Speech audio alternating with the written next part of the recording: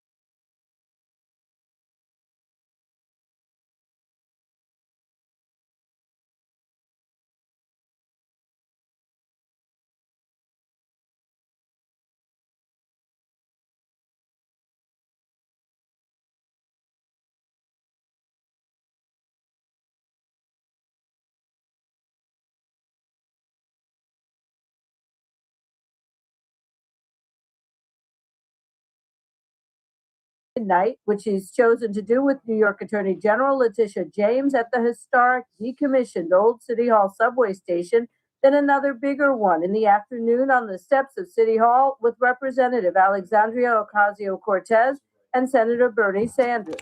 Mamdani is also hosting a free public block party outside City Hall to commemorate the start of his term. Julie Walker, New York. The Trump administration has ended the lease agreement with 3 public golf courses in Washington. It's a move that offers President Trump an additional opportunity to put his stamp on another piece of the nation's capital. The National Links Trust is the nonprofit that has operated Washington's 3 public courses on federal land for about 5 years. It says the Department of the Interior has terminated its 50-year lease agreement. The Interior Department said it was terminating the lease because the nonprofit had not implemented required capital improvements and failed to meet the terms of the release. Trains moving through the channel between England, UK, and Europe are running again after a power outage. More details at townhall.com. What if 2026 could be the best year ever for your retirement? It can when you take control of your financial future with physical precious metals. Call Advantage Gold at 800-741-GOLD right now and get your free gold rollover kit valued at $49 just for calling. With a simple, tax and penalty-free rollover, you can add stability, security, and strength to your retirement. In times of uncertainty and market swings, gold has been a steady, tangible, proven store of value. Consult your financial advisor before investing. Call 800-741-GOLD. Balance of Nature's fruits and veggies supplements, changing the world one life at a time. I thought about it for a while before I ordered them, but I love the smell of them. So it's a good thing. Start your journey with Balance of Nature supplements. Go to balanceofnature.com and get 35% off your first preferred set with free shipping as a new preferred customer by using discount code BALANCE. From the KERN Newsroom, your live and local news update on News Talk 96.1 and AM 1180 KERN. I'm Chris Davis. Alternative Ways Home. If you plan on drinking, you are being advised to get a DD. And if you can't in Bakersfield, DDI is offering free rides tonight. They say you will be able to find their number on their social media. Golden Empire Transit is offering free rides on their buses. That'll start at 6 tonight. As you may have heard, cops in the area will be looking for drunk, buzzed, and it was worth a shot. Bid for New Year's starts at 6 tonight and runs through New Year's Day. McFarland PD says they will have extra cops out looking for drunk drivers. The average price for gas in California, $4.22 per gallon of regular, says Gas Buddy. That's still the most expensive in the country. I'm Chris Davis in the KERN Newsroom with news every half hour and when it breaks on FM 96.1 and AM 1180 KERN. What do you think, this is the Army where you shoot them a mile away? You gotta get a post like this. Bing, you blow their brains all over your nice Ivy League suit. It's the Ralph Bailey Show on News Talk 96.1 and AM 1180 KERN.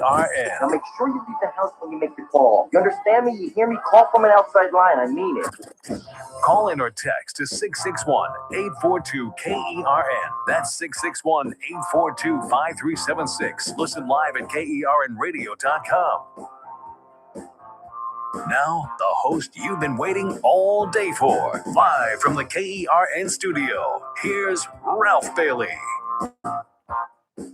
Well, it's not quite Ralph Bailey, but you are listening to the Ralph Bailey Show on 1180 AM, 96.1 FM, or you can stream us live on YouTube on the Kern Radio channel. And I believe we're still streaming live on kernradio.com as well. So my name is Cassie Bittle, and I will be filling in for Ralph Bailey while he is taking yet another vacation. How many vacations has that been this year, Chris? He gets his 2 normal ones. That's it. But they always seem to be back to back like this. You ever notice that? You know what? It works out well for me. Then he gets more time to come spend with us at the restaurant, right? That's true.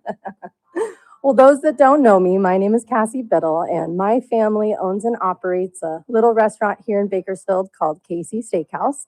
We've been in Bakersfield since 1939. We originally started out over off of Union Avenue, moving to our present location in about 1967. So we've been around the block for a while.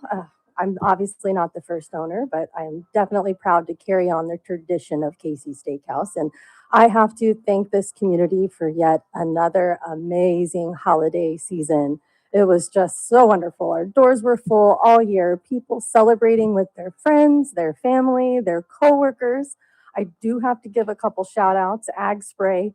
I had about 6 or 7 of their employees talk about how they listen to Ralph Bailey while they're at work, and they were waiting for him to walk through the doors. So thank you, Ag Spray, for being longtime listeners of the Ralph Bailey Show. And it's really, really neat when we get to meet Ralph Bailey's listeners, because he really does have some of the best humans in this town. And it's been a pleasure to get to know them, not only as his listeners, but they've become our friends and customers as well. So for those that have not been able to come see us, we are located at 2515 F Street in the heart of downtown Bakersfield.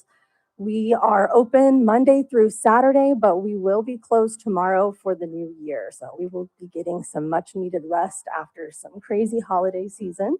I know that there's going to be quite a few places shut down tomorrow as well. So it should be a mostly relaxing day. Chris, are you coming to work tomorrow? No, this is the Oh. one day this week I don't have to go to work. Oh, very nice. Right, Are you going to be lazy or you got plans? I have some plans, but it's always a floating thing with my friends. It's Mhm. always more of just a, hey, we're going to meet up at this time. Whatever we decide to do, we decide to do. Oh, very nice. Well, if any of the listeners know of places that are going to be open tomorrow, I'd love to be able to shine some light on some restaurants or businesses that'll be open. So we will be open to take callers. Chris's, what's the number again so I don't mess it up? 661-842-5376, or KERN for those of you who like to still use the letters.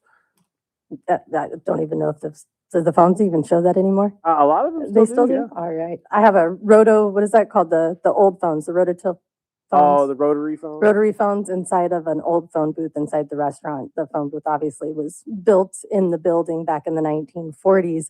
But when Amazon became a thing, we ordered one of the old phones and put it in there. And it has been so much fun to watch the kids go in there and not be able to figure out how to use it. And it is Does a it working actually phone. work? It does, yes. Oh, My sweet. phone company set it up so the kids can go in there. And if they can figure out how to use it, they can call their parents from the phone booth. So that's always kind of fun to watch.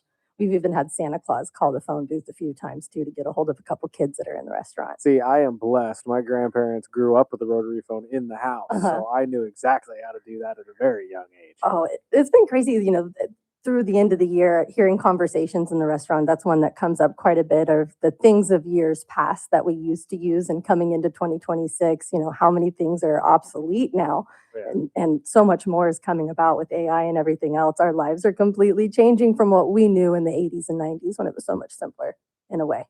I mean, life was always simpler in certain ways, and it's gotten simpler in other ways these days. But I don't know. Technology doesn't seem to be one of those things that have gotten any simpler, though, to be No. completely honest.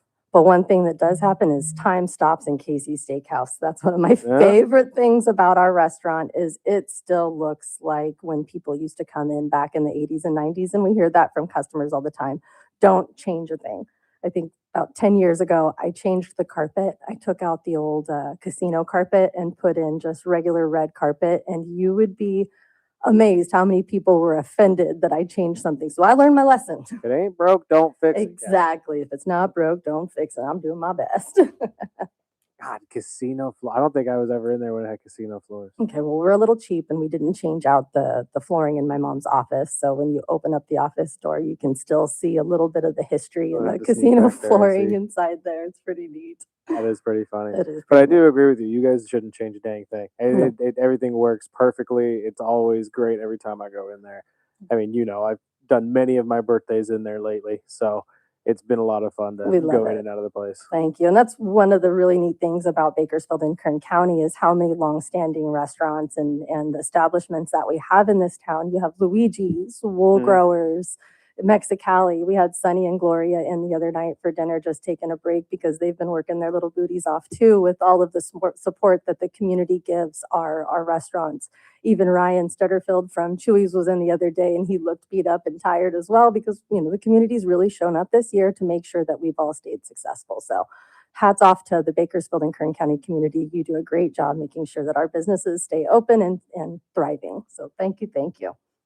Absolutely. And honestly, you have no idea how many people I know that have walked up to me and asked, does KC stand for Kern County? I was like, no, it's not what it stands for. Little known fact is Doc Kennedy, who came over in 1939 when he opened it up over off of Union Avenue. And the original intent with the KC was Kansas City, to which he hailed from. So the original meaning of KC was Kansas City, but through the years, we've switched to mostly local meats. We try to source all of our produce, our olive oil, and as many things that we use within the restaurant from Kern County. So I like to call it Kern County. See, keep that in the back pocket, though, because if there's ever a day where Taylor Swift and Travis Kelce roll through this town, you could just sit there and say, see, we made this for Kansas City. We're all Chiefs fans in here. Funny that you say that. So one of those technological advances is Google will send you emails if you list yourself to know, so Casey Steakhouse will, anytime Casey Steakhouse pops up, I get an email. Well, Travis Kelce opened up a restaurant called Casey Steakhouse in Kansas City. It's called Casey Steakhouse Prime.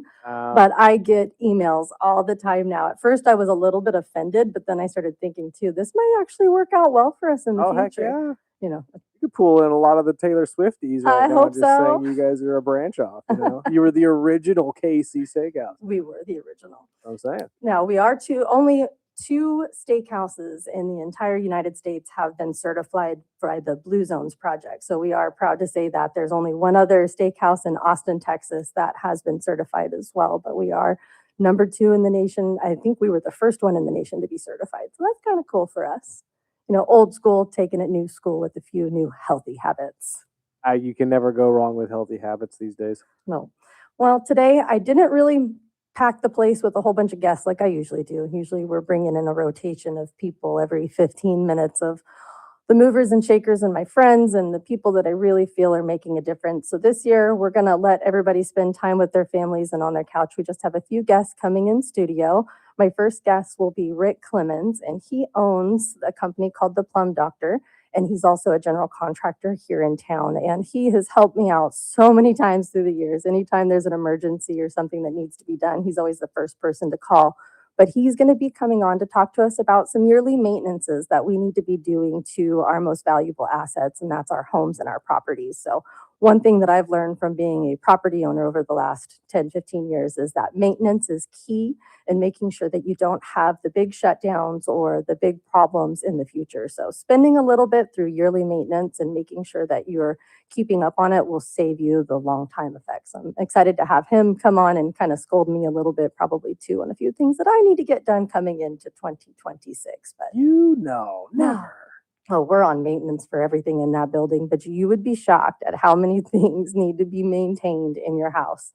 One thing I learned about my hot water heater. Did you know you're supposed to flush your hot water heater out preferably once a year, but at least every 3 years, I think? And he's going to correct me and say it's different, but I don't think I did in the 12 years I lived in my home until I needed do that at all. until I needed a new one. You know why? I didn't maintain my hot water heater. So I mean, if you live in an apartment, how do you handle that? Because can we even do that? there are certain things, and that's another thing too. I wrote down some of those 900 laws that are going to be going into effect in 2026. And one of the laws that's going to be changing is what a landlord is required to maintain within inside of apartments. So I know stoves and refrigerators are going to be required after 2026. Only I could get grandfathered into that. You can't do it, apparently. Oh, it's moving forward, huh? Yeah. Oh, you know how the state works, though. Unfortunate part. They'll wiggle their way back. I hope so. I need a fridge in my apartment. And, you know, I was shocked this year, too. There's quite a few laws that are on the books that I'm actually in favor of. And, you know, there's some deregulation going on. There's, in some places, way too much deregulation. So for our listeners out there, if you have any input or have any questions, feel free to call us today. Our phone number is 661-842-5376. 76, yeah. I didn't even write that down right. See you guys. All right, let's try this one more time. 842-5376 to call the Ralph Bailey Show if you've got any kind of comments or any inputs. And then also later on in the afternoon, we will have Officer Brent Stratton coming on to talk about law enforcement in Bakersfield and what we should see in 2026. But we're going to take a short break. You are listening to the Ralph Bailey Show on Kern Radio, 1180 AM, 96.1 FM. News Talk 96.1 and AM 1180 KERN. The JR Show, weekdays at 2 p.m. Oh, our favorite DUI gal got to spend her birthday in jail, and I couldn't be even more excited. Miss Madison Williams, I hope you enjoyed your birthday in jail. I hope you enjoyed Christmas in jail. And I truly do hope, like you have claimed, to have found God. Please, please get some help. Weekdays at 2 p.m. News Talk 96.1 and AM 1180 KERN. Attention, Medicare beneficiaries here in Kern County. If you are eligible for Medicare and looking for a doctor who listens and cares about you with minimal wait times and prompt referral authorizations, it's time you learned about QualCare IPA. QualCare IPA contracts with most Medicare Advantage health plans and provides you with access to a large network of outstanding doctors and quality hospitals right here in Kern County. Medicare Advantage health plans go beyond original Medicare benefits coverage, and understanding these coverage differences may be confusing. Call us today at 661-554-4544. Let us help you understand your healthcare options for 2025. Call today, 661-554-4544. That's 661-554-4544. Get the information you need and the coverage you deserve. For accommodations of persons with special needs at meetings, call 661-554-4544, TTY 711. The more you listen to your kids, the closer you'll be. So we asked kids, what do you want your parents to hear? I feel sometimes that I'm not listened to. I would just want you to listen to me more often and evaluate situations with me and lead me towards success. We're not adults, so just be there and listen. I just want someone to yap to. And I just feel like I'll be fine if someone just hears me talk and talk and talk and talk and talk and talk and talk. You're doing a really good job. And I don't think I tell you that enough. And I know sometimes we get into it. It's just hard on both of us. But, try to understand me more. And I'll try to do the same. Listening is a form of love. Find resources to help you support your kids and their emotional well-being at sounditouttogether.org. That's sounditouttogether.org. Brought to you by the Ad Council and Bittle. We've all been there. Sleepless nights, mind racing, wondering if your business's security service is really protecting what matters. At Bail Alarm, we can put your security insecurities to bed. Video security, burglar alarms, fire alarms, access control, 24/7 monitoring, and more. Our advanced technology and personalized support ensure you can rest easy, knowing we're here for you, your people, and your business. Visit bailalarm.com to talk to a local security expert. Bail Alarm, we got you. The new year starts with the Condors this weekend with 2 games against the San Jose Barracuda. Friday, it's a $3 Beer Friday with Michelob Ultra and Mango Cart, just $3 till the start of the second period. Plus, it's 80s night with music from the decade. Saturday is Wizard Night with House Stars, just $5. Come dressed as your favorite wizard. Presented by 23 ABC and Three-Way Chevrolet. Doors open at 6. The puck drops at 7. Fun starts at just $15 at condorstown.com or by calling 324-PUCK. This is Condors Town. You're listening to The Ralph Bailey Show. Catch me weekday morning 6 to 9 a.m. on First Look with Scott Cox, News Talk 96.1 and AM 1180 KERN.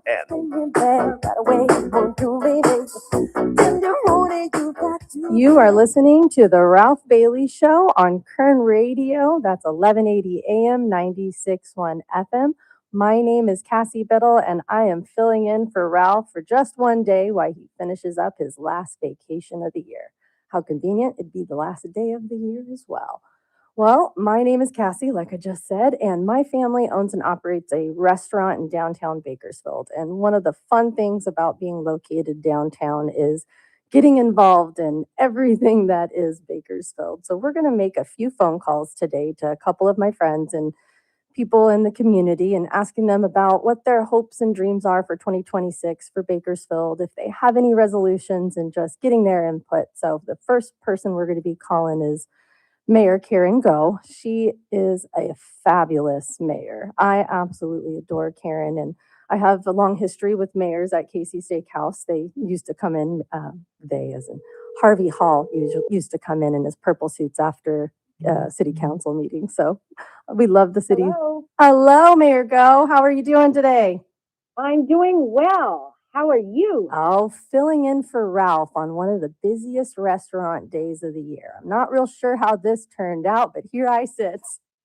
That's because you're competent and you can fill both roles. Oh, I hope my mom doesn't burn the place down in the time I'm gone. But I'm excited to be able to talk about Bakersfield and what our goals and hopes are for 2026. So we thought we would bug you just a little bit to see what your hopes are for the city and if we've got any resolutions maybe. Well, we're so blessed to live in a city where we have many caring people. And I'm looking forward to working together to take what is so good about our city and build on it to make our city even better. Let's together move forward with renewed spirit to create a city teeming with commerce, lively arts, safe and clean neighborhoods, and all of that supported by an efficient and responsive government for all people. I'm looking forward to joining with our city to realize the boundless potential of our city.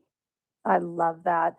Now, what people don't realize too is how many different ways you can get involved in the city of Bakersfield in 2026. So that'd be a great resolution or maybe even a goal for your family to get involved with Keep Bakersfield Beautiful.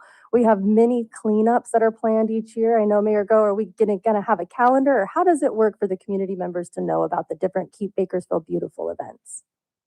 Well, we have a Keep Bakersfield Beautiful Instagram. Also, there's postings on the website, and we'll get the word out there. If they want to just contact the city for Keep Bakersfield Beautiful, we can certainly get in touch with them when there are events and when there are cleanups. It takes all of us, Cassie, to make this city the city that we want. And I hope that together we can solve problems, create fresh opportunities for all, and together let's set the bar higher with new goals for jobs, commerce, agriculture, energy, engineering, technology, retail, transportation, healthcare, education, and the arts.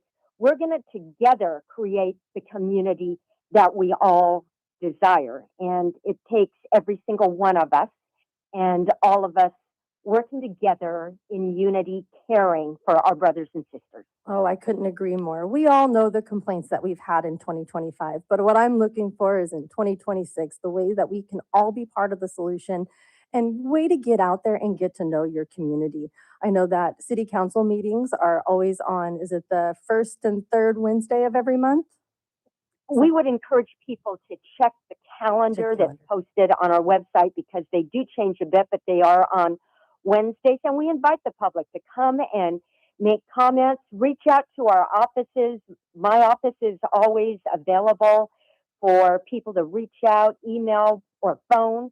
And together, we're going to realize the sound is something better. That's our tagline, and that's what we create. We create that sound by all of us joining together. Cassie, thank you so much for being a part of our community that is out there and making things happen. What I see about you is that you're a problem solver, and that's what it does take. It's not just people complaining, but all of us be realistic with the challenges that we face, but coming up with solutions to those problems, maybe new ways to do it, and all uniting to make those things happen that we want to see for our city. Oh, it's so hard to say no to doing things in this town because everybody is so involved and hopeful for the future. And I just love being able to be part of everything that Bakersfield has to offer. I really appreciate your time today, and I'm looking forward to moving forward with you in 2026. My pleasure. Happy New Year, Cassie. Happy New Year to all of our friends in Bakersfield and beyond. Thank you so much. Happy New Year. God bless.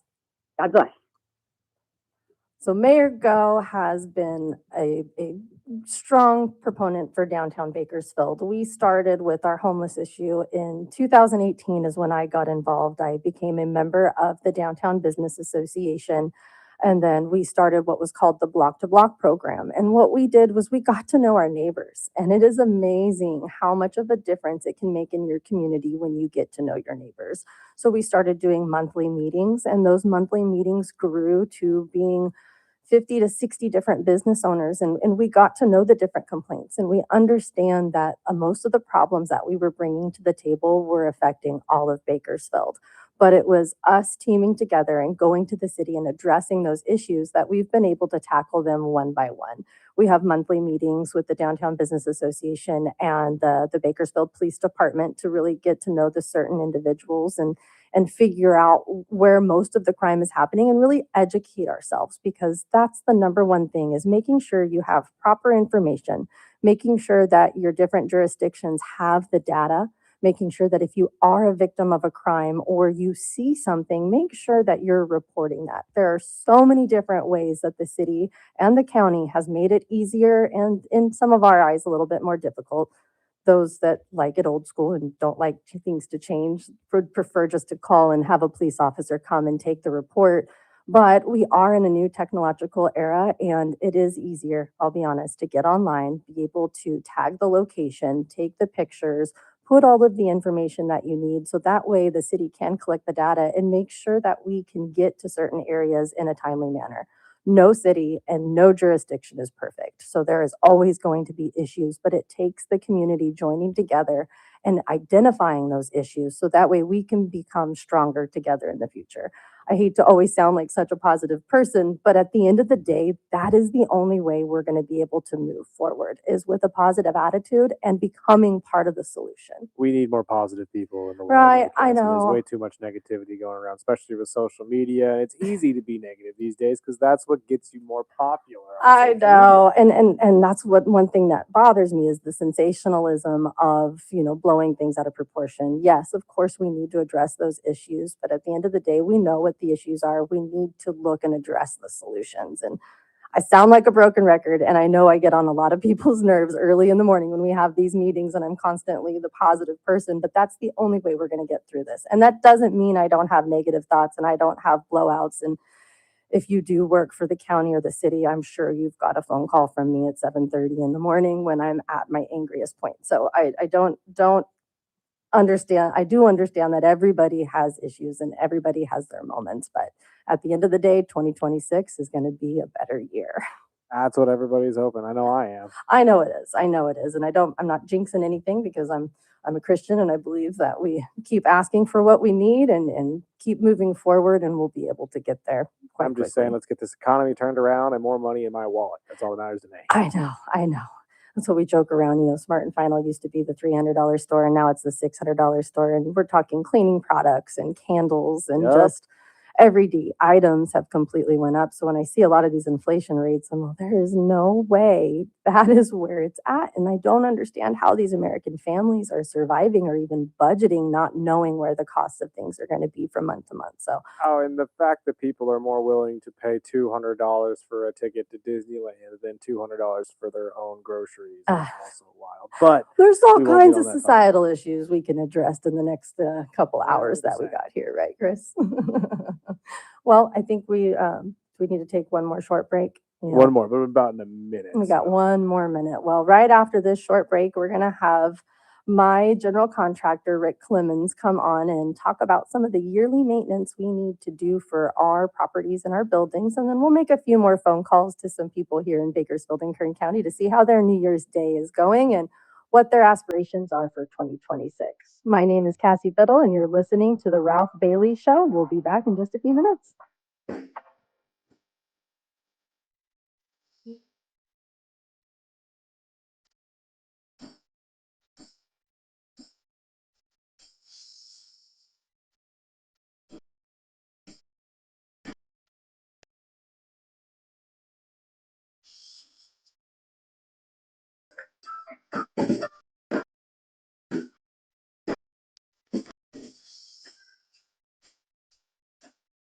News Talk 96.1 and AM 1180 KERN. A federal appeals court says the Trump administration can continue to withhold Medicaid funding from Planned Parenthood while legal challenges continue. President Donald Trump and the Republican-led Congress cut Medicaid reimbursement for Planned Parenthood and some other abortion providers in July, sparking multiple lawsuits. 8-time Grammy-nominated gospel singer Richard Smallwood has died at the age of 77. His representative announced that Smallwood passed away Tuesday due to complications from kidney failure in Maryland. Smallwood had faced health challenges for years, but his dedication to music kept him going. On Wall Street, the Dow down by 303 points, the Nasdaq dropped 177, the S&P 500 declined 50, oil dropped 50 cents to $57.95 a barrel. More details at srnnews.com. Oh, no, I talked to Mayor Go already. She was News Talk 96.1 and AM 1180 KERN. From the KERN Newsroom, your live and local news update on News Talk 96.1 and AM 1180 KERN. I'm Chris Davis. Candida auris is a fungus that's been detected in higher concentrations than most other states. Here in California, says the CDC. It lives in warm environments, and people with catheters and IVs are especially susceptible. It is antibiotic resistant, and the CDC is calling it a superbug. More than 1,500 people in California have been diagnosed. Free rides tonight in the Bakersfield area for people who get tipsy or more than tipsy are being offered by Golden Empire Transit and Designated Driver Inc. to Bakersfield. The Highway Patrol New Year's Eve enforcement period begins at 6 this evening and goes through New Year's Day, and they'll be out looking for drunk, buzzed, or high drivers. I'm Chris Davis in the KERN newsroom with news every half hour and when it breaks on FM 96.1 and AM 1180 KERN. As a mom, comforting my family is what I do best. Vicks Vapor Stick provides soothing, non-medicated Vicks Vapors in an easy-to-apply stick, and it dries fast, so there's no mess. I use it to comfort myself and my family.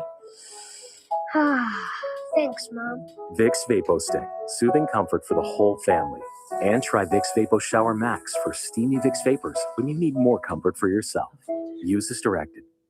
This message comes from Viking, committed to exploring the world in comfort. Journey through the heart of Europe on an elegant Viking longship with thoughtful service, destination-focused dining, and cultural enrichment on board and on shore. With small ships that bring travelers closer to the destination, there's more time to explore. And every Viking voyage is all-inclusive, with no children and no casinos. Discover more at Viking.com. Start your day right. First Look with Scott Cox, 6 to 9 a.m. Hey folks, Scott Cox here from the First Look program. I'm taking a well-deserved, not really, 4 days off. Have a great, safe, and sane New Year, all that stuff. Join us back here Monday, bright and early, 6 to 9 a.m. for a brand new edition of the First Look program. Right here at News Talk 96.1, streaming live on the internet at kernradio.com. First Look with Scott Cox, 6 to 9 a.m. News Talk 96.1 and AM 1180 KERN. I'm JR Flores. Catch my show, The JR Show, weekdays at 2 p.m. Now, back to the Ralph Bailey Show on News Talk 96.1 and AM 1180 KERN. I've got to break free. Great music choice today, Chris. I'm loving this. Well, you are listening to the Ralph Bailey Show. My name is Cassie Bittle as I fill in for him today while he, and it sounds like everybody else, is on their vacations, except for Chris, of course. He's still stuck here with me.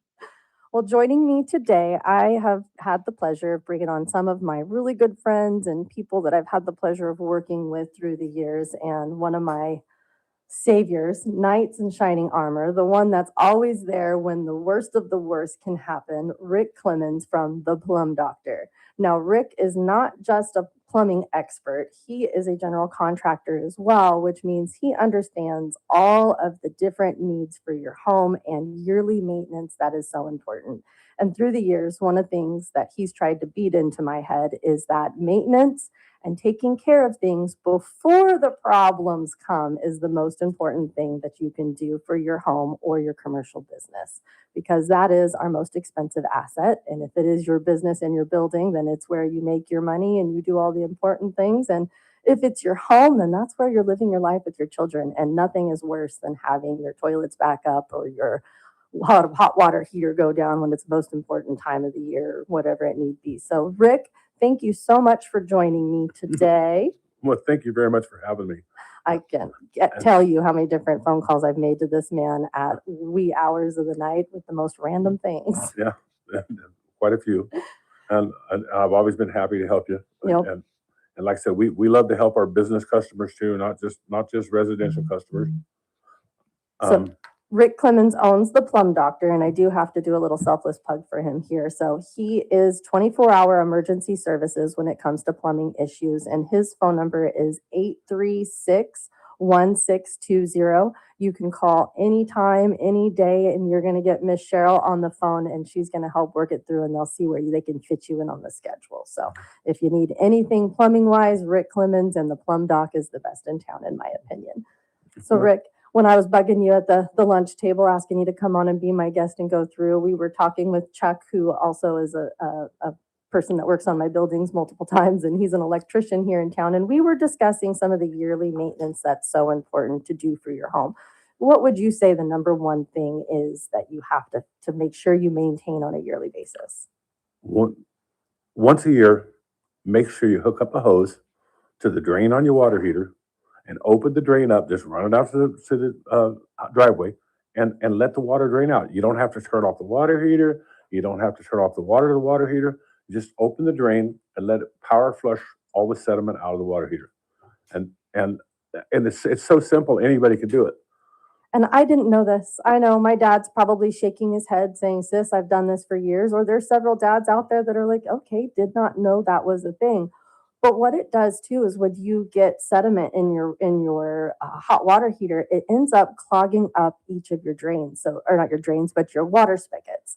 So if you've got a water spigot that seems like it's spraying out in all different ways except for down, it could be because your hot water heater needs to be cleaned. It could be. And also when you're hearing rumbling or percolating, that's where the sediment in the bottom of the tank is keeping the water from touching the metal, so you don't get heat transfer. So it's actually turning little pockets of steam. So that's a sure sign that you're superheating part of that tank. And that's getting close to failing. So when your water heater starts making noise, time to address it. And they are not cheap. I will tell you this. I had to replace mine back in 2020. They came in and got mine all replaced for me. But it's very, very difficult to not have a hot water heater in your home. And when it goes down quickly. So little maintenance like that can save you a lot of headaches and heartache. Yes, yeah. What else is something that you think? I'd highly recommend anytime when you change the clocks forward or back, make sure for safety wise that you turn around and change your smoke detector and your carbon dioxide batteries, and do it religiously, because those things save so many lives. That is very important. The little chirp in the back of your TikTok video is not just funny, it's also dangerous. So make sure you are changing those. And if you have a maintenance person that comes and does your stuff at your house, they'll check all of that for you. I know Burley's Heating and Air Conditioning has checked mine for me in the past and made sure that they're working, but that's a very dangerous thing. There's several deaths per year that from carbon monoxide, especially if you have, a wall heater like I do. And the other thing is, jumping back to water heaters, the tankless water heaters, everyone says, well, they don't have a tank, so I don't have to flush the bottom out. Tankless water heaters have to be descaled every 6 months. Oh. So you need to actually spend more time taking care of a tankless than a tank. Otherwise, you could burn up your heat exchanger. I did not know that. It's pretty simple. You just take a pump and hook up and circulate a descaler through it, and it removes the hard water buildup on the inside of the heat exchanger. Now, he says simple because it's something he does on a daily basis. And I know my father loves the YouTube videos. So if you are someone that's handy at your house and can watch the YouTube videos to figure out and do that, you can do that. Or you can call one of your local plumbers here in town and they'll make sure that your house is maintained. I'm not going to get up there and descale anything, and I'm not going to get up there and hook a hose up to anything because I'll probably forget to put the hose on the other side and end up with a big old mess. So I leave those things to the professionals. When it comes to my commercial buildings, we leave everything up to the professionals and making sure we stay on a yearly maintenance plan. So if you do have somebody that you already use, make sure you try to get, on a maintenance plan with them, or you can call Rick Clemens at the Plum Doctor, and their phone number is 836-1620. They are a wonderful family-oriented family business. Each of your trucks have different things on them. Can you explain why and what you have on each of your service trucks? Oh, what do I have on each of my service trucks? Yeah, you have like autism on one of them. You have our veterans on one of them. Oh yeah, breast cancer awareness. Breast cancer's on one of them. But you've probably seen my trucks around. They're pretty noticeable. We're like Bubba Graham Shrimp. We're a household name around Bakersfield. I love it. The plumbing doc. I love it when I see the different trucks pull up. The autism one was the one that I really loved, seeing the puzzle pieces on the side that kind of brought your logo. That's for autism, yes. I think that's very neat. You do a lot here with the local Moose Lodge. Yeah, now explain, you're the golden jacket holder. I'm a pilgrim in the Moose, so that's like the highest honor that you can get in the Moose. And that's something you got here in 2025, correct? It's something I got just this last year. Oh, wow. And Rod and Julie from Pyrenees came to the party and everything. I know I was one of those that missed it, but I got to see the cool pictures on social media. Well, Julie was sick. She didn't make it, but Rod showed up. Rod came. Yeah. And the Moose Lodge is here in town. Is there one here in town? Where is it located? It's on Stein Road and Old Stein Road and Bell Terrace. And how do you become a member of something like that? It's sponsored in by a current member. And, any current member would be more than happy to sponsor you in. There's all kinds of cool little groups in town. It's a great thing. The main thing we do is we take care of kids. We have We have Mooseheart, which is a huge child city. Actually, the name of the city is Mooseheart, Illinois, and it's a huge child city. It's, if you can imagine, the biggest, hugest, prettiest college campus. That's Mooseheart, Child City, and it's a full boarding school for kids that don't have anything else. Wow. And we will take them, raise them, send them to school, and 100%.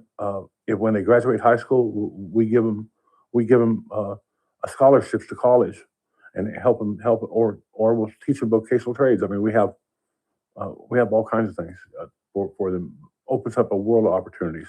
I wish the listeners could see the way that his eyes light up when you bring up the Moose Lodge and the work that they do with children. And doing this show, I was looking for guests that are the type of people that light up when they do good for others, not when things are done for them. And Rick is one of those human beings that gives so much, and his heart is so big. When you meet his staff, I throw his Christmas party every year, and I get to know their families. They love him not only as a boss, but as a person. And this community loves you, Rick. So I am so blessed and honored to have you in the studio with me and to have your phone number on speed dial when my mom comes up with some crazy ideas. She does come up with some interesting ideas. I know. Can you believe she's at the restaurant manning things all by herself right now? Pray for her. Oh, I watch out for that. Well, do you have any other suggestions for people maybe on their maintenance for their homes? Or just call Cheryl? Well, turn around and make sure you regularly change your furnace or AC filters, because that will turn around and cause it'll cause major problems with your furnace and your air conditioning units if you don't change the filters. Just simple changing the filters. You can get them at Lowe's, Floyd's Hardware, anywhere in town, and it's just usually 2 little clips, but make sure that you are changing those air filters, because he's correct. It helps with allergies. I think any doctor here in town will tell you how important it is to make sure that your living space is free of allergens and particles and all the nasty stuff that's brought in from outside. So that's great advice. And one last thing, even though it says it's safe for pipes, do not use the Drano. It will eat up metal pipes. That's why they sell it in a plastic bottle. Oh. It will eat metal pipes. That is a good way to put it. I never thought about it. That's why they sell it in a plastic bottle. Yeah, because they don't sell it in a metal can, because it would eat, sitting on a shelf, it would eat the metal can. Yes. I know, being a woman, we fill our drains up with hair. There's not a whole lot you can do about that, but there are ways to maintain your drains and make sure that you're calling a plumber to have that service, not pouring the Drano. He's very correct. My mom's never allowed us to use that stuff, so I've never even bought it because of the damage that'll do to septic tanks or old piping in the downtown area. We know that Bakersfield was built in the 40s, and most of our piping is still that old piping. So every time you're putting those harsh chemicals down our water lines, it does affect everybody. Mm-hmm. Yeah, That's very correct. Definitely does. Yeah, it's very hard on the older homes downtown have cast iron sewer pipes, or Orangeburg, which is tar paper, just rolled up tar paper. We found out. Oh no. Yeah, they started out using it in the Empire State Building as conduit, electrical conduit. And they said, "Wow, you know what? The metal short during World War II, we can use this as sewer pipe," and it does work good for about 60 years.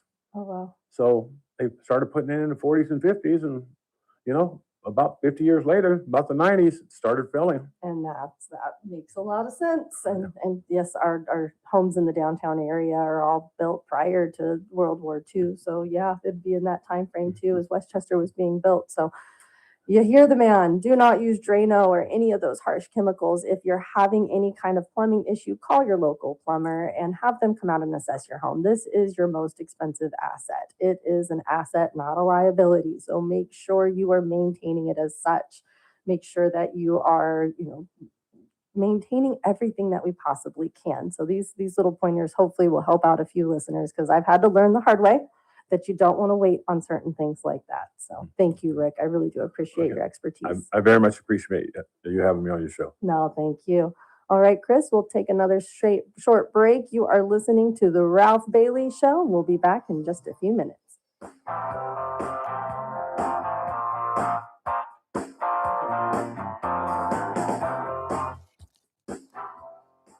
News Talk 96.1 and AM 1180 KERN. The JR Show. Former Kern County Supervisor Zach Scrivener will never see a day in jail, and it's all because of who he knows. His aunt is the district attorney, Cynthia Zimmer, but her sister, Kathy Scrivener, sits on the Kern High School District Board. She's the one that called the district attorney the night this all went down, and she's been trying to cover it up ever since, whether she's mad at her sister now for calling the sheriff or whether she's telling the kids to not talk to the police. You, Miss Kathy Scrivener, need to step down from your elected position and need to be held on obstruction charges. Weekdays at 2 p.m.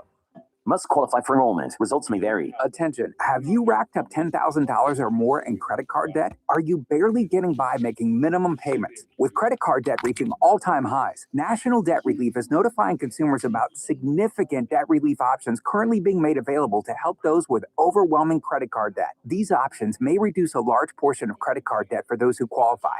You don't need to declare bankruptcy or take out a consolidation loan, and you may only have to pay back a fraction of what you owe, even if you have bad credit. National Debt Relief has already reduced the credit card debt for more than 550,000 consumers, so don't wait.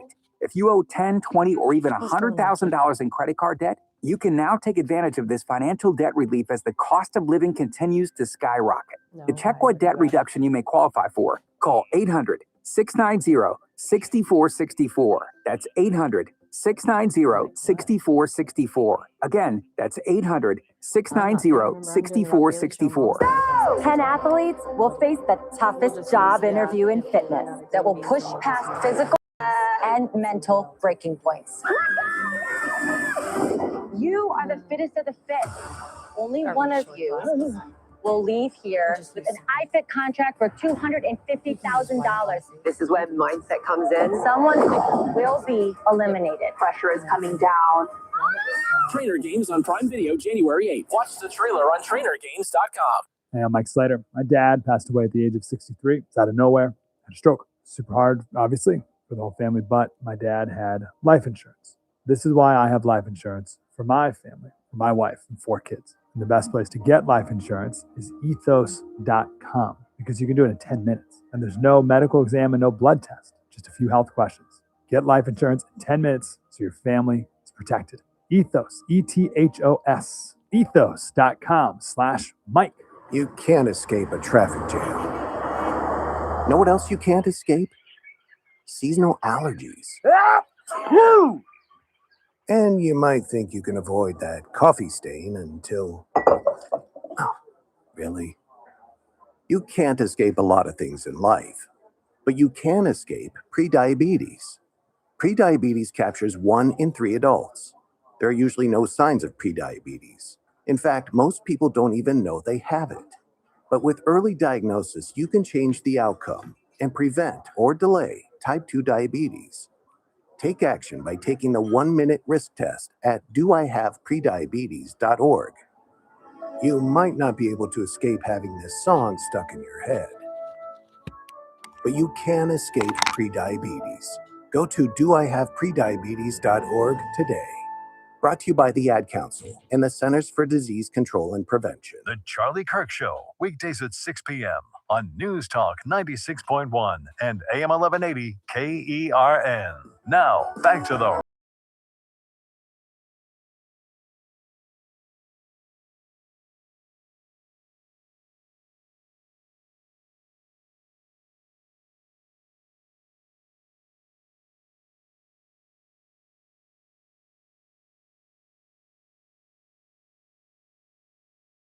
AM 96.1 FM. This is the Ralph Bailey Show, and my name is Cassie Bittle as I fill in for Ralph on a short little vacation. But don't you worry, he'll be back in 2026 with a whole new outlook on life, I think. Right, Chris? Nice few days off. He should be nice and refreshed. I think everybody likes to believe that, especially going into a new year. Oh, but me, on the other hand, my family owns and operates a little restaurant downtown called Cassie Steakhouse. So as soon as I get off air here, I'm going to be rushing down to help the girls really bring in the new year, which is really exciting. And I'm excited to see a lot of our good customers and a lot of Ralph's listeners. So one of the things I'm doing today is kind of calling different people, asking, what their their goals and their aspirations for 2026 are. And we are going to have a few guests on. We do have Officer Brent Stratton coming on to talk about law enforcement in the downtown area. And I did want to say a few thank yous to some listeners that have given me their names throughout the last couple weeks. And if you are a listener of Ralph Bailey and you come into Casey's Steakhouse, please stop either my mother, Missy, or myself, or even tell your server that you're a listener of Ralph Bailey's, because it really does bring a lot of joy to us and to Ralph when we know his listeners come in. So last Saturday, I had Andy and Heather come in for a date night, and they bought their mom a gift certificate, and they were just such a lovely couple. And it was because of Ralph and the way that he talks about our staff and the restaurant that brought them in. So I'm cannot thank Ralph enough for all that he does for us through the years. We've been friends with Ralph now for about 15 years, if you can believe it. You know how we bonded? How's that? Dodgers. Of course. Yeah. Him and JR would come and sit down at the lower bar all by themselves. Ralph, I think, was a little scared. He always talks about to come in there because we were known as the good old boys club. And he just started coming in because he lived across the street. And it's been history ever since. I think he's my first phone call whenever there's a major issue or anytime I need gossip, because he's always got all the information. He is Mrs. Kravitz. I know. Yeah. That's not very nice. Oh. Oh, but Probably no. getting the reference wrong too. I don't think that's the right one. Oh, that's okay. I'll take it.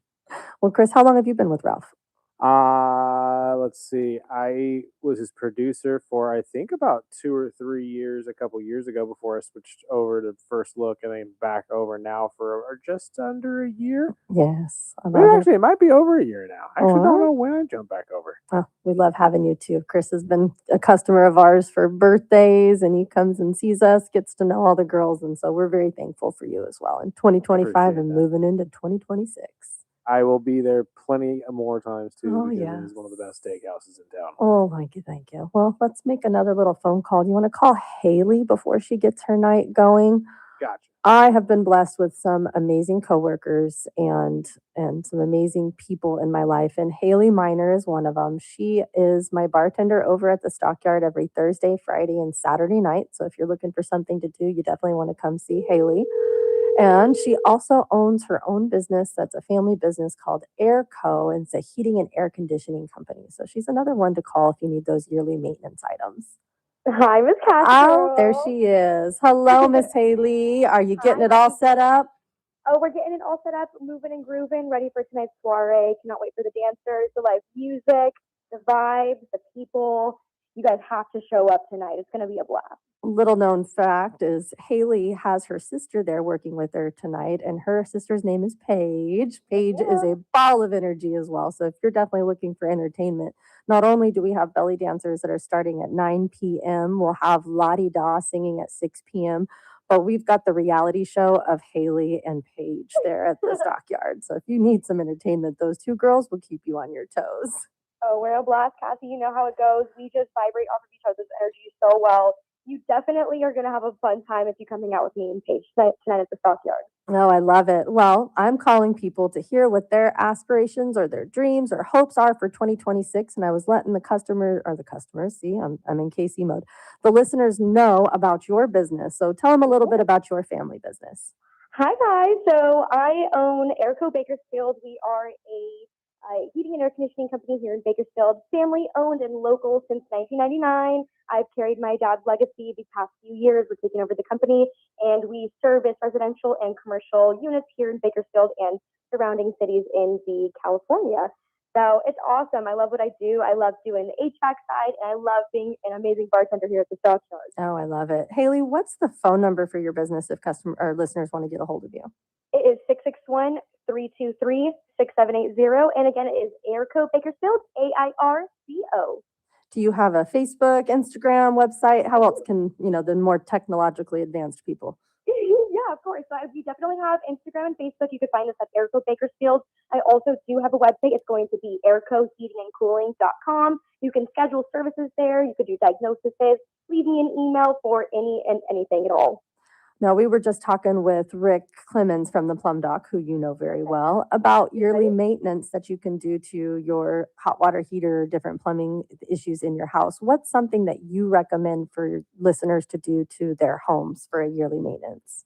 Okay, first and foremost is change those filters. Make sure you're changing them at the very least twice a year. And I always recommend doing a twice a year service, one in the springtime before you use those coolers and one in the winter before you use those heaters. A yearly maintenance just checks up on that unit. We clean it and we make sure that every component of that unit is working for the next season so you don't have any further issues or a big bill at the end of the year.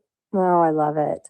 Well, just to repeat that one more time, if you're looking to schedule any yearly maintenance for your heating and air conditioning, it's a good time to get those appointments on the books. It doesn't matter if you make it for March or April, but you want to get on her book. So you can give Haley a call at 661-323-6780, and that's Airco Bakersfield if you're looking for yearly maintenance. Yes, and come down and see us at the Stockyard tonight. We would love to serve you a tasty cocktail and some delicious food. Casey Steakhouse has been a staple since the 50s, and we want to continue that legacy. So come on in, grab a drink, enjoy the vibes, and let's go into 2026 with a positive, healthy attitude. Oh, I love it. See why I love this little girl. She's amazing. All right, Miss Haley, I will see you here in just a couple hours. Go get those doors open, sister. Thank you so much. We appreciate you. Thank you, Mr. Ralph Bailey, for letting me on. Have a great day, you guys. Happy New Year. We'll see you soon. Bye. Now, you would think that that's just her phone voice, but that is Haley 24/7. It doesn't matter if it's 10:30 in the morning or it's 1 o'clock in the morning after she's served 100 customers. She is always just a little ray of sunshine, always looking for solutions instead of problems. And to think she works a day job all day and then turns around and works for me at night is absolutely amazing. So I'm very, very thankful for Haley in 2025, and I can't wait to work with her and her sister Paige in 2026. They will be in the Stockyard tonight. So we're going to be open for dinner, but just to let you know, we are fully booked on reservations for the evening. The earliest reservations I believe they're going to have is 9 p.m. over in Casey's. We are going to have belly dancers again. This time it's not a ticketed event. So if you're just looking for something to do, you're more than welcome to come down to the Stockyard or to Casey Steakhouse. It is going to be a madhouse, anything before 9 p.m., but we are going to be doing the champagne toast at midnight for those that are 21 and older. We'll have all of the fun little gear, the hats, the noisemakers. My mother has an entire tote full of noisemakers this year. Ooh, that's fun. Should I just place them all over the radio station? Of course. Wouldn't that be amazing? Be amazing. I couldn't believe it. We were organizing this year. So I don't know. For those that don't know Casey Steakhouse, we are crazy about Christmas. So we had 2 sea trains full of Christmas and New Year's Eve stuff. So we finally got it organized this year. And we have literally 2 totes full of all New Year's Eve get up. So if you're looking for the hats or any of that stuff, get down to Casey Steakhouse tonight. Is the train still up? The train? Oh, yeah. So we've got the train that's going around the fireplace inside Casey's, and then we have the train that goes around the entire room in the Stockyard. So if you're a train fanatic, put them in there. Or on the train and have the train. Oh, you're evil. All right, we got to take one more break. You are listening to The Ralph Bailey Show. My name's Cassie Bittle, and we'll be back in just a few minutes.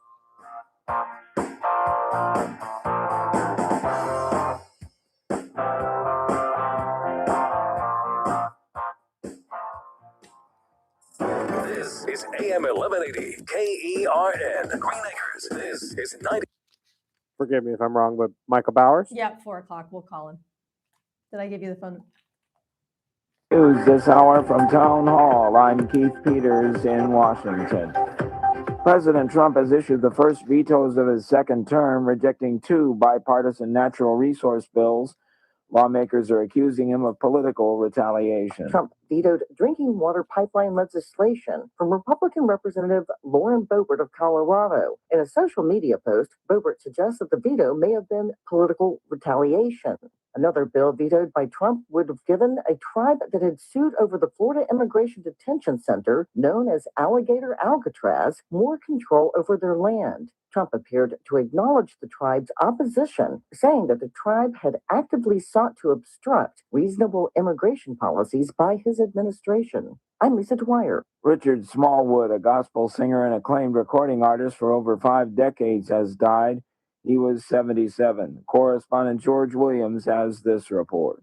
Smallwood passed away Tuesday in Maryland due to complications from kidney failure after years of health challenges. Dedication to music kept him going with songs recorded by Whitney Houston, Yolanda Adams, and Destiny's Child, among others. He began playing piano at age 5 and formed his first gospel group at age 11. One of his biggest hits was the song Total Praise.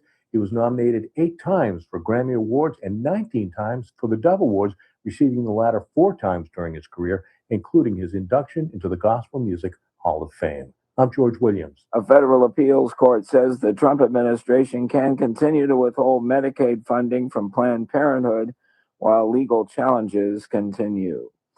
Another down day on Wall Street with the Dow dropping 303 points, the Nasdaq lower by 177 with the S&P 500 dropping 50. More at townhall.com.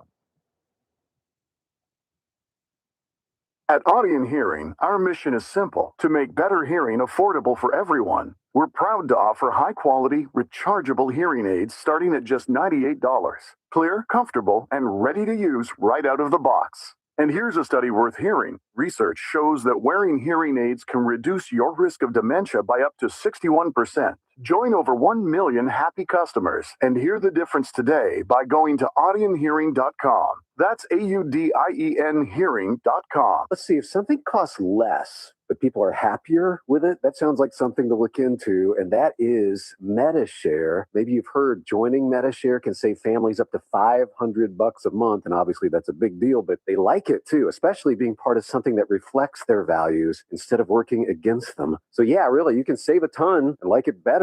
Imagine being happy with how you're taking care of your health care. Find out more. Call 833-34-BIBLE. That's 833-34-BIBLE.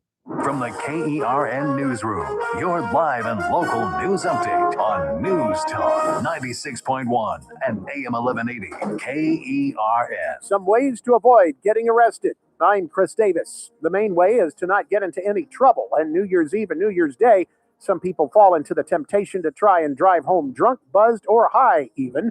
And so you are being offered a couple of different inexpensive alternatives. By inexpensive, we mean free. Golden Empire Transit is having free rides if you're fit to be tied tonight from 6 to 11.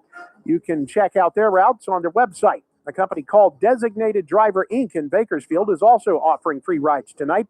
And they say if you want them, call their number, which you'll be able to find on their socials. The Highway Patrol has a holiday enforcement period beginning 6 tonight. That goes through 11:59 New Year's night with their specially trained Nose for Drunk Drivers officers. McFarland PD has also put out the message that they will have their officers buzzing about looking for drunk drivers too. Some of the big New Year's Eve events going on tonight include a big celebration at the Hard Rock Tejon. They say Brett Michaels will be there. He'll be playing a private event, but they've agreed to pipe it throughout the whole casino. Rockin' Wings on Niles Street plans their silver and gold party, and that goes until 2 New Year's morning. The Padre Hotel has a 90s-themed party from 9 to 11:30. Flight Adventure Park has one planned during the day today from 10 to noon with arts and crafts and activities for the kids. To end 2025, California's average price for gas is $4.22. That is still the most expensive gas in the entire country. According to Gas Buddy, Washington, Oregon, and Nevada are right behind California, but not even close. The least expensive in the state is in Redding, where a station has it for $2.99, and the least expensive here is $3.39 at a station on Chester Avenue. I'm Chris Davis in the KERN Newsroom with news every half hour and when it breaks on FM 96.1 and AM 1180 KERN. What do you think, this is the Army where you shoot them a mile away? You gotta get a post like this. Little bing, you blow their brains all over your nice Ivy League suit. It's the Ralph Bailey Show on News Talk 96.1 and AM 1180 KERN. Now make sure you leave the house when you make the call. You understand me? You hear me? Call from an outside line. I mean it. Call in or text to 661-842-KERN. That's 661-842-5376. Listen live at KERNradio.com. Now, the host you've been waiting all day for. Live from the KERN studio, here's Ralph Bailey. Well, it's not quite Ralph Bailey, but it is Cassie Bittle filling in for Ralph Bailey on Kern Radio. It's 1180 AM, 96.1 FM, or you can stream us live on YouTube if you want to see our faces. That's new in 2025, and I'm not sure what 2026 is going to bring, but I am excited to be able to finish out the new year with you guys. Well, for those that don't know, my name is Cassie Bittle, and as I've said a few times in the previous hour, my family owns and operates a restaurant here in Bakersfield. But just like Mayor Go, I get to wear many hats in this town. So, as one of my hats is planning commissioner for the city of Bakersfield, I sit for Ward 3, which is under Ken Weir. And I do have to preface that all of the topics today are of my own personal opinion and no reflection of the city of Bakersfield. So, I am here on my own, and these are my opinions, my statements, and I get the honor of bringing on one of my favorite humans, Michael Bowers, next to talk about some of the issues that face, California and some of the new laws that are going to be taking effect in January when it comes to mental health and people on our streets. Because being in the downtown area, this has been something that's been on our mind for the last 7-8 years, trying to find solutions. And one of those solution finders is Mr. Michael Bowers. Michael Bowers, are you there? Bowers Bittle show. I love it. I love it. Bowers, or actually Bittle Bowers. Bittle Bowers. I get to be yeah. first. All right. Yes, you get to be first. Okay, I like it. Watch out, Bailey. How are you? Happy New Year. Hey, I'm out of the restaurant. Mom's there running the show, making sure that place is running smoothly as I get to sit here in a chair and do absolutely nothing. I think this is the first time I've sat down on a New Year's Eve in decades. Wow. It's amazing. Well, I spent my birthday, Christmas down there. I know. Came down there, and the food is absolutely amazing. And I always tell people, I have friends when I was in college. They live in Michigan, New York, and I got to come on your show when Guy came on there. Yes. But I got to go. I got to be featured on the show when Guy came to your restaurant, and I have people still call me and be like, "Bowers, we saw you eating the lobster mac and cheese." No, yes, but they say so. They catch me saying the best steaks in the world. So I love it. I think you're on the first little piece there too, and that was back in 2014. Can you believe that was 12 years ago? 12 years ago. I know. That's amazing. You were the original. You were the original Casey Prime. Yeah, before old Mr. Kelsey had to go throw his hat in the ring. Dang it. It's a great thing for you, though. Hey, I'm not bad. Well, for those that don't know, Michael Bowers used to sit on the Planning Commission for the city of Bakersfield before he moved to higher places. So, Michael Bowers, what do you do in this town now? Well, I, of course, vice president for Century Health, and one, thank you for having me on. And then, of course, everybody knows my political pedigree. For, of course, Congressman Valadeo and Senator Vidak. But no, now I am the Civil Service Commissioner for the County of Kern, which is fun. So I miss you on the Planning Commission, but there's a lot more action going on in the county. Oh, yes, and needed action as well. So we were going to kind of talk about a few of the things that are going to be starting in January. Yeah. But one thing that you were telling me was Medi-Cal will no longer auto-renew like it did during the pandemic. Can you tell us a little bit about that? Yeah, so during the pandemic, people had automatic renewal, Cassie, and they didn't have to do anything. Their insurance was automatically renewed. Now, to put it in context of how big our Medi-Cal population is, half of our residents are on Medi-Cal. So I sit on the board of Current Health Systems. There's some 400,000+ that Current Health Systems just has. And then if you add all the three MCPs, MCP just stands for Managed Care Plans that manage Medi-Cal. There's three in town. There's, of course, Anthem, there's Current Health Systems, and then there's Kaiser. And combined, it's well over 500,000 lives. And people are like, well, why does automatic renewals, what is redeterminations, what does that even mean? So starting just in a couple hours here, you will not be automatically renewed for your Medi-Cal. So the state has rolled out what they call redeterminations. And of course, that's to get rid of a lot of the waste, fraud, and abuse. Because, people at Greenlawn had Medi-Cal. And so, their way is to verify if you're eligible for it. And so you have those folks that take advantage of it, but are just not eligible. And so every 6 months, you have to redetermine your Medi-Cal. Why is that important? Because there are going to be so many people that are going to be caught without coverage. And so your 25-year-olds to 30-year-olds, typically, they don't, track these things. Mm-hmm. And so what will end up happening is that the people who will sign up will typically be your high utilizers. Why? Well, what is high utilizers? People who frequent the hospitals, so on and so forth.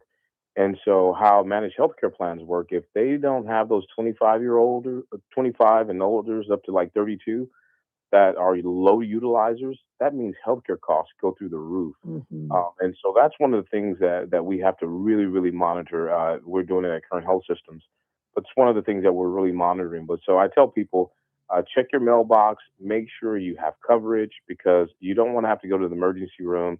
You don't want to have to show up to your child's pediatrician and just not have coverage. And then it makes it more arduous for you to get it. And no one wants to go sit down who are, going through or who have Medi-Cal. No one wants to go to the Department of Human Services and wait hours, essentially. So redeterminations are coming. And healthcare is not affordable at this time either. So if you do have a growing family and you lose that healthcare, it is astronomical how expensive it could be in the slightest of emergencies. So it's very important that you don't lose your healthcare. You were telling me it's important to make sure that you're opening your mail and make sure that you update your address so that way you are getting that information because it's important that you complete your renewal paperwork, correct? Absolutely. Or you can go pay $850 for a ibuprofen prescription bottle. That's crazy. And even getting on like the Covered California site, I see the commercials all the time that say affordable healthcare, affordable healthcare. Well, you get on there, you put your information, there is nothing affordable about that healthcare. I am sorry. When you're looking at a $6,000 deductible and an HMO plan that's a bronze, I mean, you're going to be paying out of the pocket a major percentage and you're going to be paying a lot. So if you do have the ability to have the Medi-Cal or Medicaid, definitely make sure you stay up on your paperwork because that could be the difference in how well you live your life. Well, here's the thing. I think Medi-Cal is better than PPO. Do you like people who have Medi-Cal have the same ability to see all the same doctors I get to see now, and so but they have a lot of other benefits as well too. So Medi-Cal is not what it used to be 10 years ago. No. So And make sure you take care of that. And I am a Republican. I love the fact that I'm a conservative, but when it does come to healthcare, I do have a soft spot, and it does drive me nuts when I look at the cost of being able to go to a doctor. And the last thing that I want a family to do is jeopardize their health because they have to choose between a medical bill or a car bill. So I am a fan of Medi-Cal, Medicaid, and I do believe that people need it, but we do need to reduce the reduce the waste. So if there are people at Green Lawn that are still getting benefits, we definitely need to have that 6-month redetermination. So I understand the need for the paperwork, but make sure you're getting it if it's available to you. One of the other things we were talking about was transitional rent. That's going to be changing in 2026 as well. Well, yeah. So Medicaid, once again, Medi-Cal has came out with a program. So the state is trying to rebrand the word Medi-Cal. They're trying to do it under the auspice of what they call Cal-AIM. And what they are simply doing is just packaging Medi-Cal in a different way. But one of the things that they have saw is that there is a population, a specific population with mental health. And what they have said is that it is much more cost effective for us to pay 6 months of rent, transitional rent, for them to go into some type of housing than to have them go to a SNF, a skilled nursing facility, and we pay $5,000 a day. And so, in hopes to get people, and so this population of focus that the state is focusing on right now is going to be people with a mental health diagnosis. Now, it'll extend in the future to other populations of focus, justice involved, but and to your point earlier, these are programs that are essentially geared not to be lifelong. Um, I pass this down through some type of trust to my family. These programs are meant to be springboards, as I always say, to move people from poverty to prosperity. They're not meant to stay on them forever. And so, but the transitional rent is for those who qualify with certain mental health diagnosis, and the state is paying 6 months of their rent. Why is that big? Is because this is the first time they've ever rolled out something this big and bold, and they've kind of bypassed the housing authority. And for the first time, healthcare plans are now handling rent stuff. So it's forever changing. You would have never told me 5 years ago that managed healthcare plans, that insurance companies health insurance companies would be responsible for rent payments now. Oh, it's the state of California. Nothing seems to shock me anymore. So that one doesn't. But I do see the need working with unhoused individuals because that's one of those other key terms that the state likes to change. You know, it's no longer okay to call it homelessness. Now we're going to call it unhoused individuals. But what we're finding with unhoused individuals is there's usually an underlying issue, whether it be mental health issue or it's an addiction issue. And so if they are going to receive those services where we can get them back to a state where we can provide opportunity for work or an actual normal lifestyle, sometimes the difference is medication and treatment, and then they're back to being a productive member of society. And we Yeah. see that gap in between coming out of services. So if you're, coming out of a rehabilitation clinic and into types of housing, that 6 months will give that individual the opportunity and the hand up to be able to become successful and pay into our society. So I see the need. Or if somebody had something traumatic happen to them, Oh, yeah. and they find themselves in a deep depression, not being able to work, and some of those things will really help them get back into the game, and more importantly, with mental health, it's forever changing. As I always say, mental health is healthcare, and finally, the state is really. I mean, you look at our state, Cassie, one of the most progressive states, but we're so far behind with respect to addressing some of these underlying issues. 1 out of every 8 Americans now live in California. We are 12% of the nation's population, and yet we have a homeless epidemic that could be determined by so many different, social factors. But one of those things is substance abuse, and a lot of people medicate, whether it be from trauma, and so it's good to see that the state now is really incentivizing and really trying to work with community-based organizations like Flood. As I always say, each person has a role and a piece to play. And as I always say, if you have chest pain, you don't take me to Ralph Bailey show. You take me to the ER. And so for so long, people who had substance abuse issues, which was really tied to some level of mental health, or they had mental health issues tied to substance abuse, because we see a lot of people with mental health. They have these comorbidities that really don't get treated. And Cassie, one of the things I'm so excited to see with new mental health legislation and some of the things that are happening here locally is the integrated care models. And you may say, well, what is integrated care models? Well, now you've got mental health and then you have primary care now working together. And that's the first time that hasn't happened. I mean, that hasn't happened in ever. So that's going to be really successful for people. Are these changes coming because of technological advances, or do you think it's we're finding where the problems are and trying to make this a little bit more cohesive? It's costing taxpayers so much money. We saw with 36, and when you got people into forced treatment, Cassie, the recidivism rate lowered, numbers lowered precipitously, and you look at the vandalism and all of those things, and you say people are trying to reach out for some form of help, and but it's really tackling the substance abuse issue, but also the dollar shift.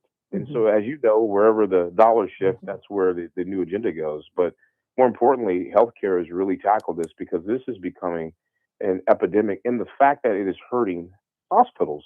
Hospitals are losing money. Why? Because patients that are sick can't get in there because their ERs are jam packed with folks who have mental health and substance abuse disorders. You see them on the street, they're walking out in front of the cars, but then they end up in the ER. But it's really costing taxpayers so much from a healthcare perspective now. I couldn't agree more. Michael Bowers also sits on the jail bed task force committee for the city of Bakersfield. And one thing that we have said over and over and over again is that we need balance between accountability and compassion. So we need to be able to hold crimes accountable, but at the same time, we have to have a compassionate hand in seeing what needs to be done to end this so that the recidivism doesn't end up in our jails again. We have to be able to address mental health issues and substance abuse issues before we can really find the accountability aspect of this as well. And hold folks accountable. Oh yeah. Oh, all the mental health does as I say, it helps people understand their trauma, and it highlights, look, trauma isn't your fault, but healing is your responsibility. Here are the tools on how to heal, and more importantly,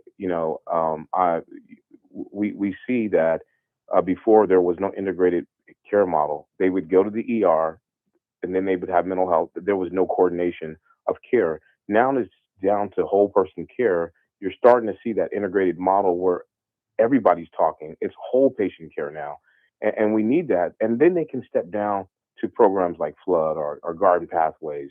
But in order to prevent this back and forth, this high recidivism, and especially the jail bed task force. The reason why I love that the city is pushing this because it's holding people accountable. Look, you either go to treatment or you go to jail. You're not going to bust in windows downtown and tear up businesses.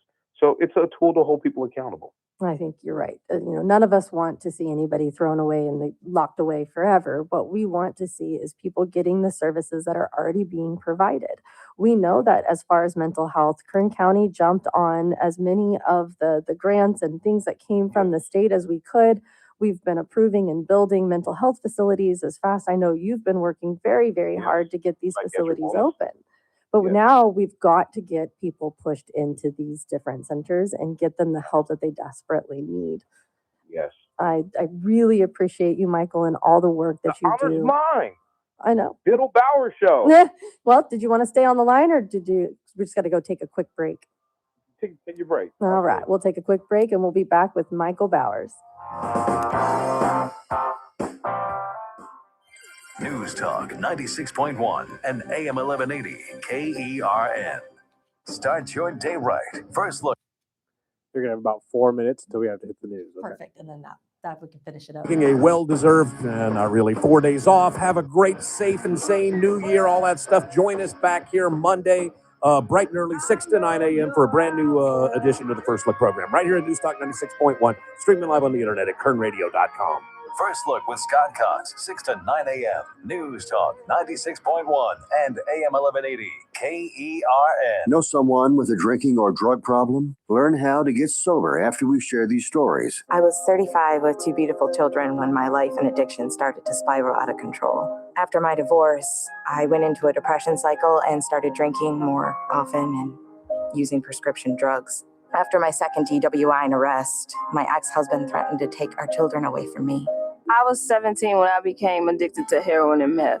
I thought I could quit on my own, but I couldn't. It hit me when I was arrested. Get sober now. Your private insurance may cover costs and we'll get you here. It's simple. Just call Elite Rehab Placement right now. Please don't wait. Your life matters to us. 800-959-6348. 800-959-6348. 800-959-6348. Call right now before it's too late. That's 800-959-6348. 10 athletes will face the toughest job interview in fitness that will push past physical and mental breaking points. You are the fittest of the fit. Only one of you will leave here with an iFit contract for $250,000. This is when mindset comes in. Someone will be eliminated. Pressure is coming down. Trainer Games on Prime Video January 8th. Watch the trailer on trainergames.com. Hey, I'm Mike Slater. My dad passed away at the age of 63. It's out of nowhere.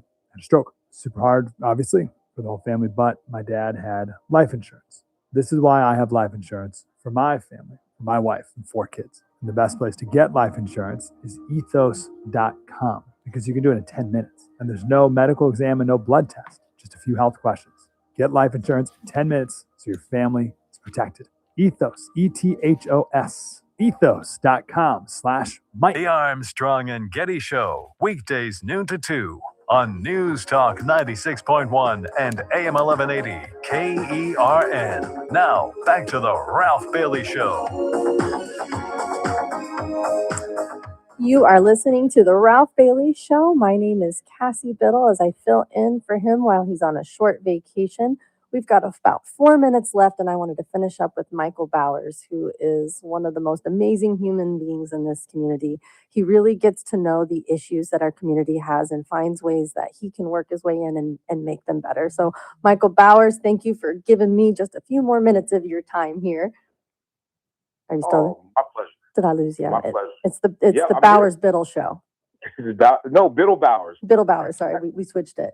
Well, Michael, we were just talking about the different changes that were coming to healthcare and the need for more mental health facilities coming into the new year. One of the people that I have coming on here in just a little bit is Officer Brent Stratton, and talking about, where Proposition 36 is. And so the work you're doing is really going to give Kern County the upper hand. Once we can get our families into treatment and get them back into society, I think that's really where our time could be best spent. Do you have any other input on that? No, you hit it right on the nail as always, and thank you for your commitment and unwavering devotion to sitting on the boards of like flood and really keeping these issues alive and at the forefront. One of the things is that with the managed healthcare plans and Medi-Cal, they are doing a really good job because transportation issues were just arduous for some folks. And our good friend Robbie Pratt, he owns a company that drives for the managed healthcare plans and helping people get to their appointments and get to the treatment that they need. And it's amazing that you start, giving people a clear choice and a clear pathway of saying to them, look, we're going to hold you accountable. But look, we do understand, and that's the compassion piece that you spoke of. We're not going to put you in jail for 2 years for throwing a rock into a downtown business, but we are going to hold you accountable to go to treatment. And I think that piece and what the city is trying to roll out, and of course, Brent Stratton and those guys have been just, and our city manager and then Bob Smith, everybody has been trying to work together, not to blame each other, but to find a solution. And one of the things I've always said, as you know, Cassie, is that I feel like the county and the city, they talk about each other, but they don't talk to each other. And so they're finally talking to each other, and hopefully we can get some meaningful outcomes because we have to do something for these families. We have to have a pathway out of poverty for them. And so the status quo, as Dr. G says, as the status quo has got to go. And so I love what the city is rolling out with the jail beds. It's going to give a tool for the folks in the mental health world to really be able to leverage real outcomes and help people. Exactly. Help people. That's what we're looking to do in 2026 is help not only the people that are on the streets get off of the streets, but help the businesses and the surrounding communities have peace as well. They deserve to live in a welcoming, safe community that we want to provide for them. So I think all of these different working parts are going to find the solution. It just takes the community members coming together and really making sure that we're giving the opportunities that we need. Well, thank you, Michael. I'm hoping to see you. We're going to get it fixed. That's right. Happy birthday. I love celebrating with you. I will see you in 2026, my dear. Love you. I love you back. All right, we got to take one more break. You're listening to The Ralph Bailey Show. My name is Cassie Bittle, and we'll be back in about 5 minutes.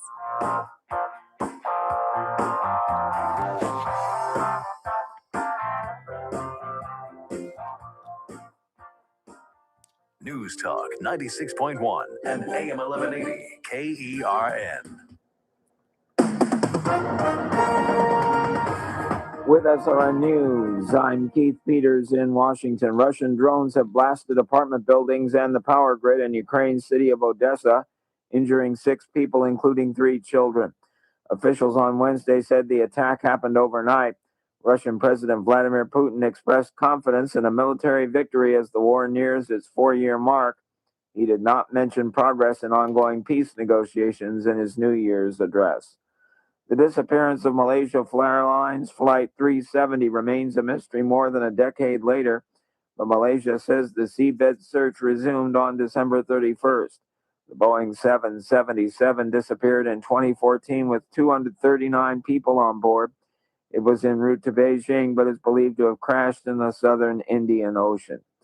On Wall Street, the Dow down by 303 points. For more details at srnnews.com. News Talk 96.1 and AM 1180 KERN. From the KERN Newsroom, your live and local news update on News Talk 96.1 and AM 1180 KERN. I'm Chris Davis. Alternative Ways Home. If you plan on drinking, you are being advised to get a DD. And if you can't in Bakersfield, DDI is offering free rides tonight. They say you will be able to find their number on their social media. Golden Empire Transit is offering free rides on their buses. That'll start at 6 tonight. As you may have heard, cops in the area will be looking for drunk, buzzed, and high drivers.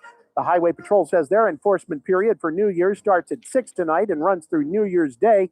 McFarland PD says they will have extra cops out looking for drunk drivers. The average price for gas in California, $4.22 per gallon of regular, says Gas Buddy. That's still the most expensive in the country. I'm Chris Davis in the KERN Newsroom with news every half hour and when it breaks on FM 96.1 and AM 1180 KERN. CVS Health supports people in the moments that matter, from picking up a prescription to connecting care. With nearly 5 million daily interactions and serving 185 million consumers and 1.5 million healthcare professionals, CVS Health holds a trusted place in healthcare. By simplifying care and improving health, we're helping people get the care they need. Learn more at cvshealth.com/Investor Day. Taxes was feeling so stuck. Sitting in traffic, squeezing into a parking spot, all to squeeze in getting tax help during your lunch break. Now Taxes is a TurboTax expert who does your taxes for you, while you go about your day getting real-time notifications about their progress and the most money back guaranteed. Now this is Taxes. Intuit TurboTax. See guarantee details at turbotax.com/guarantees. Only available with TurboTax experts. Real-time updates only in iOS mobile app. We've all been there. Sleepless nights, mind racing, wondering if your business's security service is really protecting what matters. At Bay Alarm, we can put your security insecurities to bed. Video security, burglar alarms, fire alarms, access control, 24/7 monitoring, and more. Our advanced technology and personalized support ensure you can rest easy, knowing we're here for you, your people, and your business. Visit bayalarm.com to talk to a local security expert. Bay Alarm, we got you. Start your day right. First Look with Scott Cox, 6 to 9 a.m. Hey folks, Scott Cox here from the First Look program. I'm taking a well-deserved and really 4 days off. Have a great, safe, and sane New Year, all that stuff. Join us back here Monday, bright and early, 6 to 9 a.m. for a brand new edition of the First Look program. Right here at News Talk 96.1, streaming live on the internet at kernradio.com. First Look with Scott Cox, 6 to 9 a.m. News Talk 96.1 and AM 1180 KERN. The Clay Travis and Buck Sexton Show, live 9 to noon. Now back to the Ralph Bailey Show on News Talk 96.1 and AM 1180 KERN. You are listening to the Ralph Bailey Show on Kern Radio. That's 1180 AM, 96.1 FM, or you can stream us live on YouTube if you want to see our faces, or on kernradio.com.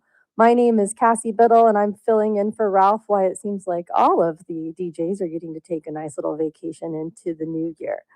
For those that don't know who I am, I wear many hats in this city. My most important hat, in my opinion, is I am part of the family that owns and operates Cassie Steakhouse in downtown Bakersfield. We've been in Kern County since 1939, and I feel like we get to be part of not only everybody's celebrations, but we also get to be part of a lot of the issues that happen in every city throughout California.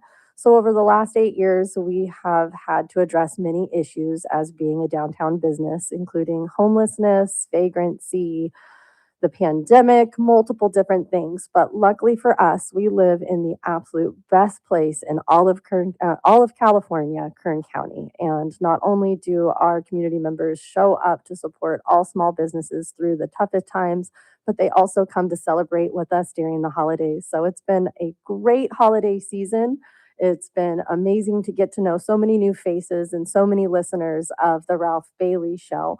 But in my spare time, when there is a little bit of spare time, I am also a planning commissioner for the city of Bakersfield under Ken Weir. So I represent most of the east side of Bakersfield, all the way out to Comanche, and then parts of downtown Bakersfield as well, all the way to Columbus. So if any listeners have any questions, feel free to call in. It will be my personal opinion, not one of the city of Bakersfield, but I do have a little bit of information if you have anything. And then I also sit on the board of directors for Flood Ministries, which has a special place in my heart. Through the years, getting to know the issues, I started out like any other business owner, angry at my city, my state, and my police officers for the issues that were out on the streets. It didn't matter if you were off of Callaway Drive or California Avenue or F Street in downtown Bakersfield. Homelessness and addiction and vagrancy was affecting all areas of this town. Our downtown businesses really band together and we looked to find solutions. And with that, we went straight to city council meetings, board of supervisors meetings, trying to get to know where the problems lied and where we could be part of the solution. So I am very blessed to live in an amazing community that hits these issues head on, because in a state like California, sometimes it's very hard to succeed. This year, I know we had a major breakthrough with Proposition 36, and we are going to be bringing on Officer Brent Stratton to kind of talk about a year in recap of what Proposition 36 looked like for Kern County and Bakersfield and where we think that's going to take us into 2026 as well. And with that, 900 laws are going to be signed into effect coming into 2026. So, yes. And this ranges everywhere from, good things like not being able to declaw cats anymore. I don't know if any of the listeners are fans of that, but I do know that there's going to be quite a few different things. Even $14 overdraft fees from banks. They are going to limit how much a bank can charge you for overdraft. So there are good things that come about out of these law changes, but then there's just a lot of fluff too. So if you got time, get on that internet and start looking at some of the things the state and our governor has decided to push through for the year 2026. So why isn't declawing a cat a good thing? I don't know. To me, it seems cruel, and anybody can correct me out there. But if you're more worried about your couch than your cat's safety when it does get out of the house, I always wondered that. Like every time I heard, I got her declawed. I'm like, why would you do that? That and the voice box in dogs. I'm sorry. I think that is very cruel, and I could not understand why anybody would do either Listen, of I'm those against shock things. collars. I can't do that. Yeah, no, none of that. Nothing. They're pets. They're babies. They're little fur babies. I just bought a couch at Costco for my dogs to have an oversized bed, and it's wonderful. This is why I always tell people to do your research before you go and get a pet, because you need to know what you're in for. Otherwise, you're going to run into these problems where you think that you can just, alter their body in order to fix yourself. Oh, yes. So the last time I hosted, we had Robbie Miller come on, and he's from SOS Dog Rescue, and he is #1 supporter of spay and neutering pets and trying to stop the backyard breeders. The state did address a new law. I haven't had time to look into it quite yet, but they do have AB 506, which is addressing the puppy mills. So I'm going to read a little bit more into that one. But cat declawing, that one's banned. They're going to ban some hair relaxers as well. I guess the chemicals have been found to be toxic in the state of California. So there's going to be certain little things like that. But a big one, just getting off the phone with Michael Bowers, SB 40 is going to put a cap of $35 out of pocket for insulin. So there are good things coming about out of these laws. But this is why it's so important that we vote and we pay attention to who we're voting for, because out of 900 to be selected, there are thousands that are brought forward. And those are the issues that community members bring to their legislators to bring forward to become law. And it's amazing how some of these laws can take effect and really affect our communities for years to come. Propositions 47, 57, and AB 109 turn criminal justice upside down with reform of the way that our district attorney explains it, a pendulum of going far left and far right, back and forth. And so these laws really do affect the way that we live our lives in this community and in this state, even if we don't recognize them right when they go into effect. So half of them go into effect, I believe, January 1st, and the other half come into effect on July 1st. So they will be kind of rolling them out. Another big one is minimum wage goes up to $16.90 come January. So with each minimum wage increase means higher inflation, and it's already a very, very hard time to live in this state. So pay attention to the laws, who's putting these laws forward, and how they affect your family and your community. Well, I get the privilege of getting to call a couple friends through the afternoon and see what their plans are for 2026. So I think I'll bug Chris with one more caller. Do we want to go ahead and give Mr. Larry Coleman a call and see if he answers? So Larry Coleman was voted in as a city councilman for the city of Bakersfield in this last year, and he is an amazing human that really cares for Bakersfield. I sat with him on the planning commission, and he had so much insight over the way this city should be developed and where we came from as well. So I'm really, really appreciative. Hello, it's Larry. Hey, Larry, it's Cassie. I'm hosting for Ralph Bailey. How are you? I'm doing great. How are you doing? Good. Had to give you a slight warning. We are live on air, but I wanted to give you a ring and wish you a very, very happy new year. Well, thank you very much. I hope you have a great year yourself. But I do have to ask, do we have any New Year's resolutions this year or any big plans for 2026? You know, I'm not a big resolution guy, but it's good for us to take a minute out every now and again to reflect on, what we can do differently and make changes in our life. So I'm thinking about a few things, looking forward to the new year. I'll give up the candy that I've been eating for the last month. I think we're all a little bit hesitant about making too many resolutions after the pandemic. We're just kind of easing into each year, aren't we? That's right. Yeah, we don't want to commit. We want to overcommit. Right. I agree. Well, do you have any plans as far as the city? Is there anything new or exciting we should know about? Well, I don't know if there's anything new. I think we're going to continue on the course that we're on, where we're working on improving the budget to improve, financial stability for the city. We do have some new things going on in terms of Get Bus has a new trolley they're going to introduce next week. Oh, I love that. It's going to connect the downtown to Old Town Kern. I love that. That will be great. Crime, at least violent crime, continues to decline in Bakersfield, and we have a violent crime task force that's going out and talking to the people that are most likely to engage in those kind of activities and trying to offer them some diversion. And so I think that we're going to make some more progress on that this year. I couldn't agree more. I love that you're on the city council now and you're paying attention to things like the budget. When we were on the planning commission together, you were always a numbers guy and you had the best questions and the most questions. So knowing that you're watching our finances, you're watching our budget and the way that this city function really brings a smile to my face. And I appreciate everything that you're doing for the city of Bakersfield. Well, thank you. I appreciate your kind words. No, thank you. Well, Larry, you go enjoy your New Year's and I will see you in 2026. All right, good deal. Well, let me make one ahead. wish for all the people of Bakersfield to have a safe and healthy and prosperous New Year. No, thank you, Larry. With your community appreciates you. All right. All right, we'll see have you a soon. Good New Year. You too. Bye-bye. I love the new year. It's just such a positive time to really reflect on everything that we've done in 2025 and where we can move forward in 2026.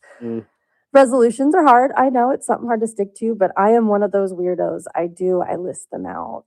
Do you really? I do. Each year I try to pick something. 2 years ago, it was giving up Skittles, which sounds so funny.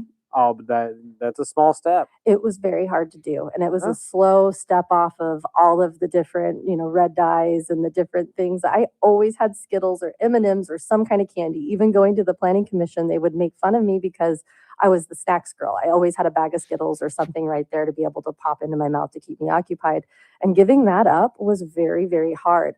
But making it a resolution and telling my friends and family about it made it where they held me accountable too. So if they saw me with Skittles in my pocket, they would call me out on it. So that's what introduced me to Sprouts. And I went and found the little Skittle-like things. They're called Yum Yums. They are not the same. I'm going to tell everybody right now, they are not the same. When you take out all of the artificial ingredients and all the colors and the fake sugars, they are not as good. So what is this? It's just normal sugar with fruit flavorings, and they use things like turmeric and It's like plum. it's essentially like a Skittle still. It's essentially a Skittles, but it's not the same texture and it's not the same flavor. But after 2 years, I get excited about getting my Yum Yums. Yes. Every time that Halloween comes around and I can go to Target and get the right ones in the candy aisle. So resolutions are sometimes annoying, but they are worth it, and it will hold you accountable. Last year, I did organizing. I told myself I was going to organize my garage and my spare room. They're organized, but they're both ruined again at the end of this year. So it's a work in progress. I gave up soda all of last year, Oh, and I honestly got through 9 months before the winter came around, and then I, went back to it a little bit. I'm trying to kick it again as we speak. It's but hard, huh? It's hard, but honestly, it's like you said, once you get into it a little bit, you do it maybe for 2 weeks, 3 weeks, you realize it was just a habit that you can kick just like anything else. Everything is. And honestly, going back and drinking or eating very sugary things, you could tell the difference. Exactly. You Yes. can really tell the difference. Yes. I'll grab a soda at the restaurant, just off of the gun, and I'll guzzle it because I'm thirsty. But oh my goodness, the shakes and the jitters that I get from that. Well, not even just that, but just they don't quench thirst anymore for me. Like when I was, on it all the time and drinking all the time, I would drink a soda and be like, "Oh, that was nice. I'm good," as if I just drank water. Now, no. It's not the same. You're gonna have to drink a gallon of water just to flush that out. Exactly, and it sucks, but I mean, I need the caffeine sometimes. I agree. Well, do we have time for one more phone call, or should we wait? Yep. Let's go ahead and give Sheriff Youngblood a call. Let's see if he's answering. So Sheriff Youngblood is another one of those amazing human beings that shows up when he's asked. He shows up to downtown business meetings. He shows up to the jail bed task force committee meetings. He's at the board of supervisors, and he stays in front of the issues before they hit us. Before Proposition 36 and 47 and 57 all hit, hello, Sheriff Youngblood. How are you? I'm well, Cassie. How are you? I can't complain. I'm getting a nice little night off while I sit here and host for Ralph, and my mom's running the show at the restaurant. Well, I'll probably be seeing her in a little while. Little birdie told me that you guys would be coming in for dinner tonight. Yeah, we want to have a good steak. I love it. Well, I'm calling some of my favorite people in this town, the people that I feel really make the biggest difference in trying to find solutions to some of the societal problems that are affecting all of California. But we're doing it in a positive way. So I'm just asking people what their aspirations are, goals, or any kind of what's the word I'm looking for? What word we just use? Resolutions they have for 2026. Well, we hope violent crime continues to go down because it's on a downward trend right now, and that's homicides are down. That's really positive. We hope to have jail beds by the end of the year for quality of life crimes, the mega barracks where we can put people in custody for committing crimes downtown throughout our county and then keep them there and provide treatment for them.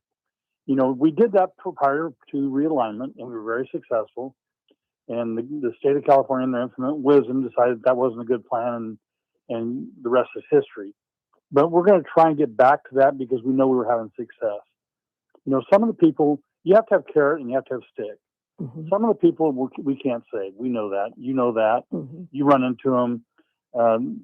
Most of them, 99% of them, are drug related in the beginning, and then they become mentally ill because of the drugs. And they've made poor decisions their entire life, and a large majority of them are going to continue to make poor decisions, but not all of them. Mm-hmm. And so if we can change paths for a small percentage of them, that's success. I love that. And because those people are going to wind up being dead. We run over somebody every night in this community, and it's not necessarily the driver's fault, although we have a lot of drunk driving problem. But a lot of the deaths on the roadway are because people are walking out in front of cars, not paying attention because they're zombies. Mm-hmm. And it's very, very traumatic for the driver that runs over someone. People don't realize what they go through. I could not imagine. And I've been out on Union Avenue late night. It's like you're playing a video game trying to dodge and dart everybody that's out on the streets, even 24th Street. See them. They think you see them and you're paying attention to them. And a large percent of the time, you can't see them. No, you can't. And you're not expecting somebody in the middle of 4th and Union outside the crosswalk. I couldn't agree more with that. And it's just very dangerous for just the driver and the people and the families that have to lose their loved ones because of a bad decision and an addiction that could have been fixed. But thanks to state regulation, your hands have been tied for many years. And that's one of the amazing things about you, Sheriff, is you continue to educate yourself. Before these things come about, you are sounding the sirens. This is going to end badly for us. And looking through 900 laws that are going to go into effect next year, it's amazing that you still stay positive and you still keep moving, knowing that we can do better in a state that's continuously changing the rule book on you. And you continue to work hard for us. And I can't thank you enough for that. I appreciate that. And it's interesting. I was having a meeting with my command staff, and we were talking about the younger officers that both in the city and the county now, how they deal with this, how they deal with the type of policing that they're having to do, wearing a body camera, second guess everything that they do. And it dawned on me all of a sudden, that's all they know. They don't know the old style of policing. and so that's all they know. And so they look at you, when you talk to them, they look at you like you're weird. This is just normal to us. It's a new age, even with And they employees do a in a great state job. house. They do. And new laws coming out. I just saw that they're going to make it where law enforcement aren't allowed to wear masks. So each year there's more and more laws that come out that strap your hands and your ability to do your job. That's not going to impact us a lot. But, the thing that really irritates law enforcement is that law in particular, the state's exempt. So state police officers don't have to do that. A lot of laws out of the prison, the jails, the prisons are exempt, but the county jails are not. It's hard to get cooperation when you operate in that vein. Mm-hmm. Oh, yes. And what amazes me too is each year they come out with, you need to have these different programs. One thing that you've done at Lerdo for years is make sure that all of the services that need to be provided for somebody to be able to have an opportunity outside of Lerdo are provided there. I know that you're very proud of the healthcare facility that we have. We're the best. Yes.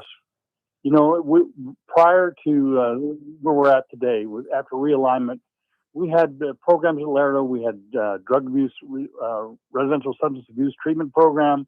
We helped them get driver's license because we know if they get out and they drive, they're going to wind up back in jail. Mm-hmm. We had a kiosk for child support where they could make whatever payments they could. And we did everything we could to keep them from reoffending.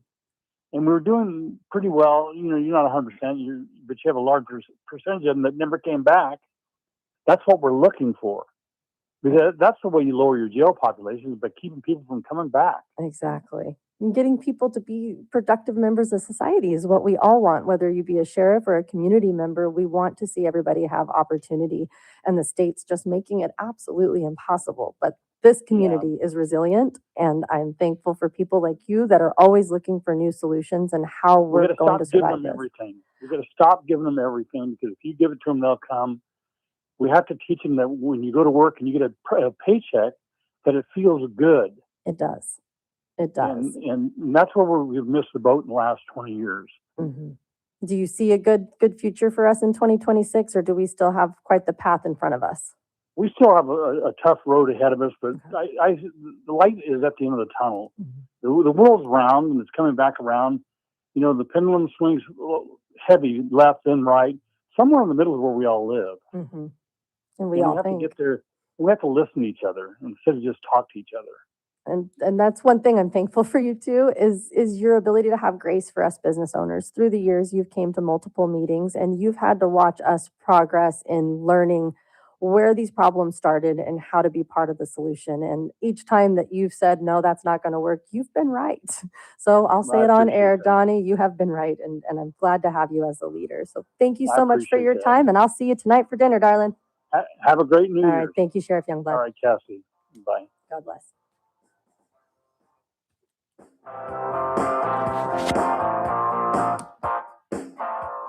News Talk 96.1 and AM 1180 KERN. Start your day right.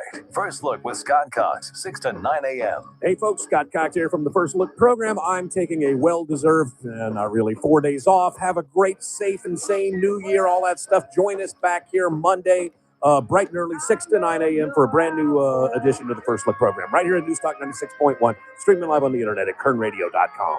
First Look with Scott Cox, 6 to 9 a.m. News Talk 96.1 and AM 1180 KERN. It's that man again, Ralph Bailey for Segura Subaru with an announcement. It's time again for the 2025 Subaru Share the Love event. Buy or lease a new Subaru through January 2nd, and a donation of $325 will be made by Subaru to your choice of 4 national charities like Make-A-Wish, Meals on Wheels, the ASPCA, and National Forest Service, or local charities Honor Flight Kern County, Global Family, and the Daughter Project. Right now, at Sangera Subaru, you can lease a 2025 Outback Premium CVT for only $239 per month for 36 months and $4,800 due at signing. You get a new car plus donate to charity. It's an absolute win-win. Don't miss the Subaru Share the Love event going on now at Sangera Subaru in the Bakersfield Auto Mall. Through January 2nd, 2026. Lease 2025 Outback Premium CVT model code SDD-11 for only $239 a month on a 36-month lease. $4,800 due at lease signing plus tax and license. 0 security deposit. 10,000 mile year limit. 15 cents per mile overage. MSRP $36,506. VIN number S3331256.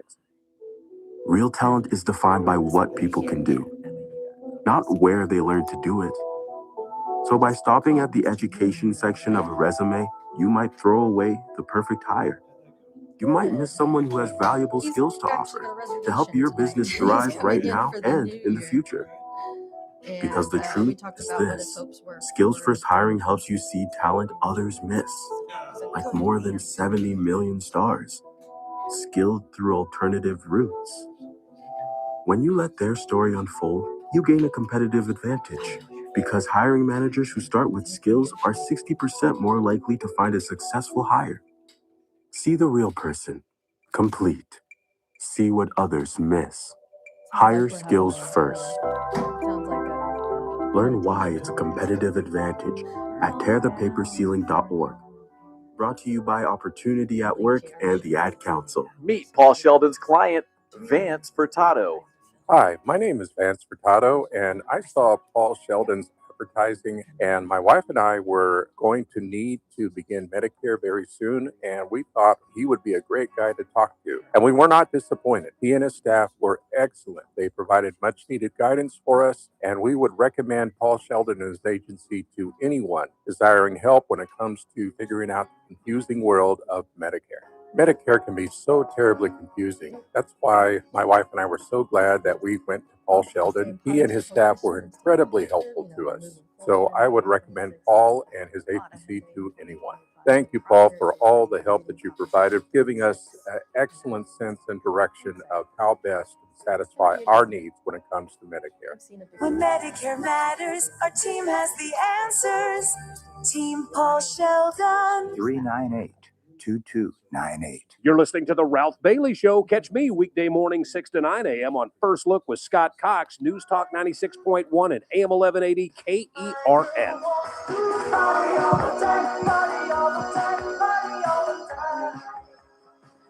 You are listening to The Ralph Bailey Show on Kern Radio. We are listening to 1180 AM, 96.1 FM. You can stream us live on the Kern Radio channel on YouTube or on on kernradio.com. My name is Cassie Bittle, and I'm filling in for Ralph while he's on a short little vacation, and we've got about an hour left. And for those that don't know who I am a downtown business owner. My family owns and operates a small restaurant called Cassie Steakhouse. And in the last 14 years, we've been able to see a lot of changes to our downtown area. Some good, some bad, but it's always ever changing. But one thing that we've been able to do is become part of the Downtown Business Association when issues did come about. And we really formed a camaraderie and gave ourselves the ability to address these issues, bring them to the city leaders or county leaders that actually have the ability to make a difference. Are we going on another break? We are, yeah. You had a short little segment here, and then we'll be back. On the other Oops, just kidding. Sorry, guys, I messed up again. We'll be back here in just a few minutes.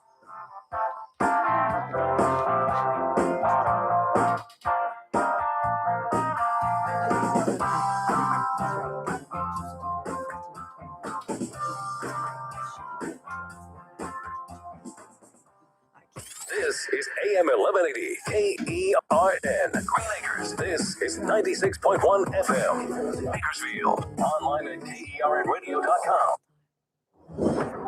News this hour from Town Hall. I'm Keith Peters in Washington.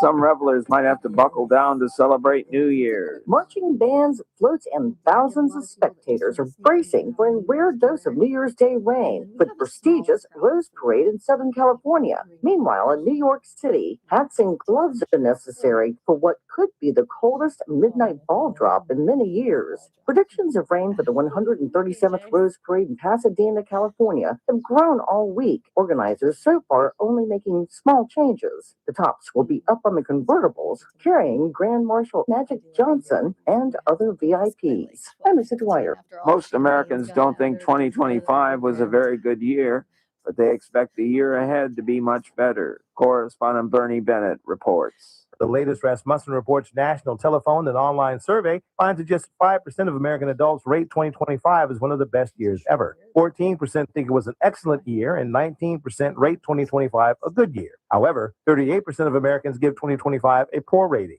The 39% who rate 2025 at least a good year is slightly up from last year, and 36% said the same about 2024. The survey of 1,234 American adults was conducted on December 21st to the 23rd by Rasmussen Reports.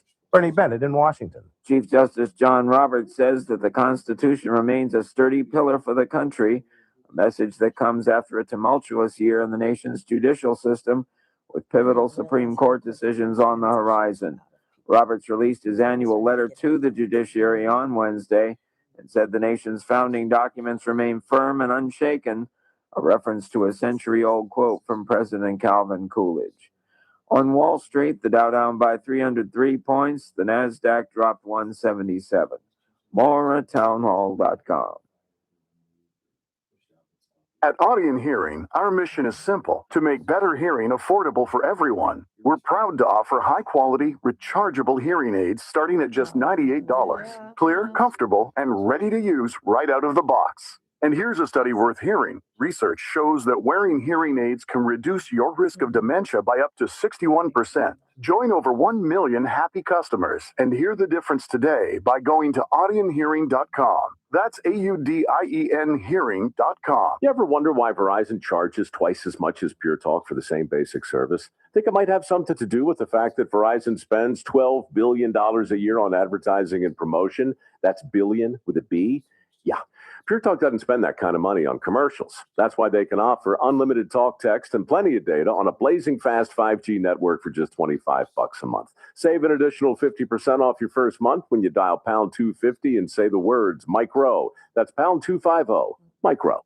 From the KERN Newsroom, your live and local news update on News Talk 96.1 and AM 1180 KERN. I'm Chris Davis. Alternative Ways Home.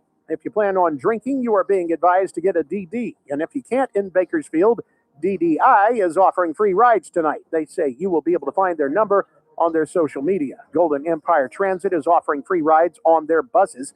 That'll start at 6 tonight. As you may have heard, cops in the area will be looking for drunk, buzzed, and high drivers. The Highway Patrol says their enforcement period for New Year's starts at 6 tonight and runs through New Year's Day. McFarland PD says they will have extra cops out looking for drunk drivers.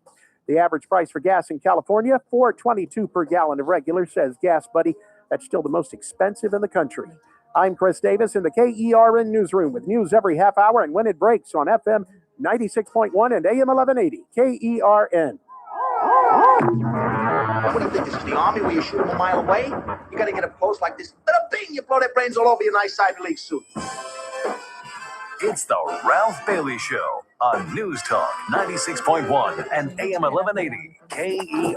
Now make sure you leave the house when you make the call. You understand me? You hear me? Call from an outside line. I mean it. Call in or text to 661-842-KERN. That's 661-842-5376. Listen live at KERNradio.com. Now, the host you've been waiting all day for. Live from the KERN studio, here's Ralph Bailey.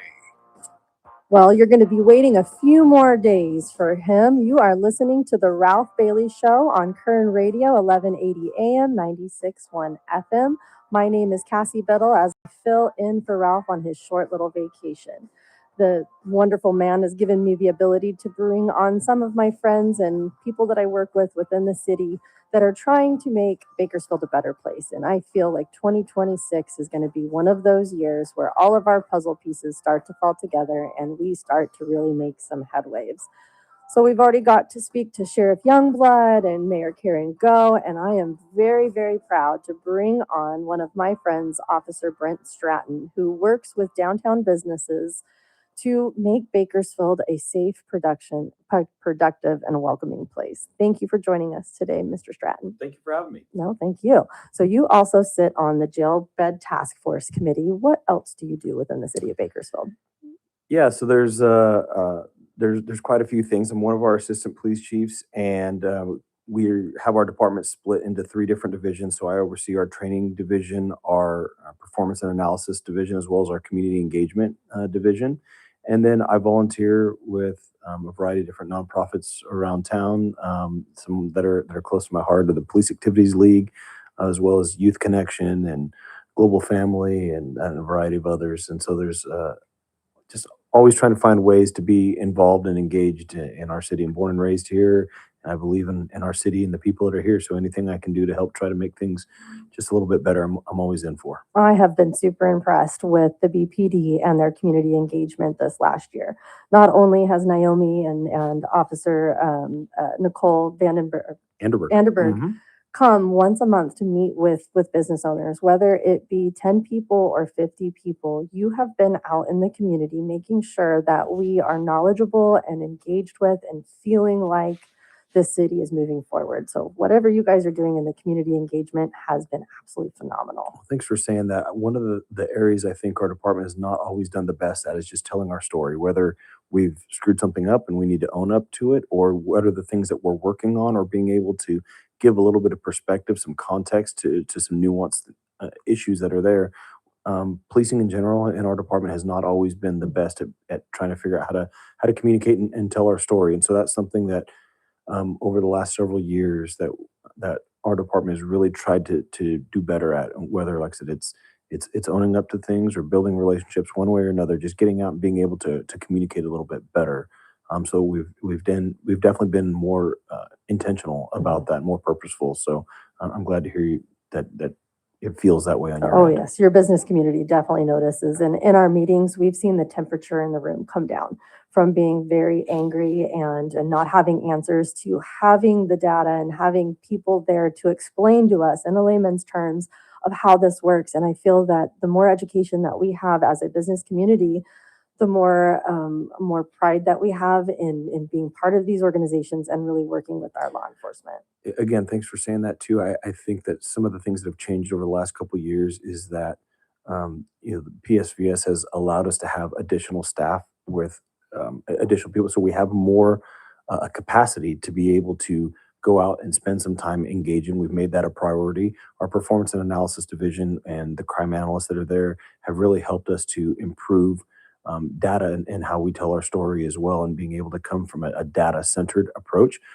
We want to make sure that we're reducing crime and increasing safety, but increasing the feeling of safety. And that feeling is something that can only come from having some of these conversations, and then starting from a data-based approach and saying, here's what the data is saying on what we're dealing with and what we're seeing out there, and then start to figure out what can we do to help build a comprehensive approach. That's what community policing is. I feel like our department is very unique. As I do more throughout the state, more throughout the country, I see it's not always. It's actually very rare that police departments or sheriff's deputies live in the area in which they patrol. In most places throughout the state of California, they either can't afford to or they don't want to live where they police. And here, we're all members of our community as well, so we have a vested interest in trying to make things better. The business owners, that are here, we frequent these businesses as well, and so we care about these things. It's where we raise our families and where we live. So we want to see improvement as well. And we don't believe that we always have all the answers. We know we're going to there's smart people out there in the business community and that has all sorts of ideas about things that we might be able to do. And so we learn a lot as well. That it is absolutely a two-way street. We don't have this thing figured out, so we need all the help we can get. Oh, I love that. And that's just the culture of our police department right now has been really open arms and very educational. So I cannot thank you enough for that. But a few of the things that we wanted to talk about were some of the wins that we had in 2025 and where we plan to move with that in 2026. And we were talking about gun violence and your reduction strategy. Yeah, so the gun violence reduction strategy is really something that is kind of the architect is our city manager, Christian Clegg. And that was something that when the council hired him, they brought forward and say, hey, this is really the first priority for the city of Bakersfield is reducing the number of homicides. We were seeing increase after increase after increase, going to a record-breaking year of 60 homicides just for the city of Bakersfield. And as we've studied best practices and figured out what we can do, we've been able to see a reduction year after year. And unfortunately, in 2025, we did see a slight increase. But the good news to that is that gang violence numbers are the lowest that they've ever been, with I think only 3 of our homicides. So about 10% of our homicides being gang related, where in years past, this was 40 or 50 or 60% of our homicides. The bad thing that we've seen is that we've seen an increase in domestic violence related homicides. And over the last couple of years, we've seen some increases in that regard. And so we're kind of taking the same community-based approach that we have with our business community and working with domestic violence advocates and figuring out what is it that we can do to try to see some improvement there. We're looking at working with higher education and statisticians and criminologists to study what are some of the things that we might be able to see that are red flags to help us be able to focus in and work on a prevention a little earlier in the in that unfortunate sets of circumstances. So we're working very closely with the Open Door Network and Eileen Parr and Lauren Skidmore over there to try to bring some reductions over there. So that's I'm very hopeful that as we move into 2026, that we can look at having a renewed focus on reducing the impact that domestic violence has, specifically as it relates to domestic violence homicides. Believing that by the time it gets to a domestic violence homicide, there's several things that have likely occurred in the lifespan of this conflict for months, weeks, or years preceding that, and really wanted to understand that. So when we see those situations, to know that this is something that requires more focus and more attention to try to bring some reduction to that. I don't know if you know this or not, but is the domestic violence rise, is that more of a localized issue, or is this something that's being seen around the state or around the nation at this time? Yeah, great question. I don't know what the trends are on a statewide or nationwide level, and the numbers aren't drastically different here than they've ever been. But as our gang violence numbers have come down, we're seeing that domestic violence numbers are taking a greater proportional share of the homicides that we've had. And so, again, we're still in about that 30 range, which is, about half of what they were at its peak a couple of years ago. And so, there's a tremendous amount of credit that goes to many of the community-based organizations that the police department works with. It's not just an enforcement-based approach, although enforcement is a component of it, but it's also working with victims to reduce the likelihood of retaliation and working with community-based organizations to increase opportunities for mentorship and other opportunities. And then when enforcement needs to happen, enforcement absolutely has to happen, and being able to increase the number of officers as well as the number of detectives that are investigating these type of crimes, technology and crime analysts to help and to help solve these cases has been a big component of that too. But as we're seeing a greater proportion of the homicides being domestic violence related, it's allowing us to focus our attention towards that and take a database and education-based approach, just like we did with group and gang-related violence. And I'm hoping that we'll be able to see some corresponding reductions over the next couple of years in that area as well. And to bring these numbers down, and while I celebrate the fact that we've had these major reductions in violent crime, I also recognize that one is too many. And I recognize that for the 32 families that lost somebody this year, that's little solace. So that is it's optimism, but it's also tempered with reality, and it brings me sadness to realize that's still what we're dealing with in our community. But we also have to recognize that we're the 9th largest city in the state of California, and there's 430 or 50,000 people that are living here, and when you have that many people spread out over 162 square miles, things are going to happen. But reducing violent crime has been an absolute priority of the police department, and it's been good to see that partnership with our community and to see some of those decreases. I'd love to hear all those. I agree with you. It's hard to see any life lost in Bakersfield, but as a community, I do feel like we are moving forward. Even when we do have setbacks, we are moving forward as far as feeling safe and welcoming, and having lines of communication for our community members. I get frustrated with new technologies, and I know it's very hard to use, the mobile app systems or the online reporting, Right. but it is so important that our community stays engaged with our law enforcement to make sure that we keep these data numbers up. Absolutely. We need to know, we need people to report. And oftentimes I hear, well, nothing can be done anyways. And, it's going to take you a long time to be able to get there. But when we know, when the reports are coming in, we use that information to determine where should we be patrolling. We want to make smart decisions with our resources. What are the times? What are the days that we're seeing things? Where are we seeing things? What are the little commonalities that we're seeing in all of these different cases that our detectives can put these type of things together, and we can use all of that information to try to help bring reductions in the long term. So please, we need people to report this information to us because we are taking a very data informed approach with how we deploy our resources. If you see something, say something. Absolutely. It And is there is so a variety of different ways to report. And as technology evolves, we're evolving as well. But the traditional ways of still calling the police department, calling 911 works, but there are always newfangled apps and online reporting tools and flag a cop down, let them know. There's so the old school ways work the best as well. We want, we want that level of engagement. We need to know this information from our community. So please pass that information along. I love that. The real-time command center. I've heard Oh that my quite goodness. a few Yes. times. Yeah. So as technology is evolving, this is something that we're looking at. There are a variety of technologies out there. There's cameras that are out there, a variety of different systems. Everybody's got a Ring doorbell camera. Every business has a camera. During the break, you were taking a look at your business on your phone. And so being able to have a spot within the police department where we can ingest that information to help be able to, as calls come in on a 911 line, to be able to say, we have a camera over there. Let's go to that area. Let's be able to grab screen grabs potentially of suspect vehicles to push that information out to officers.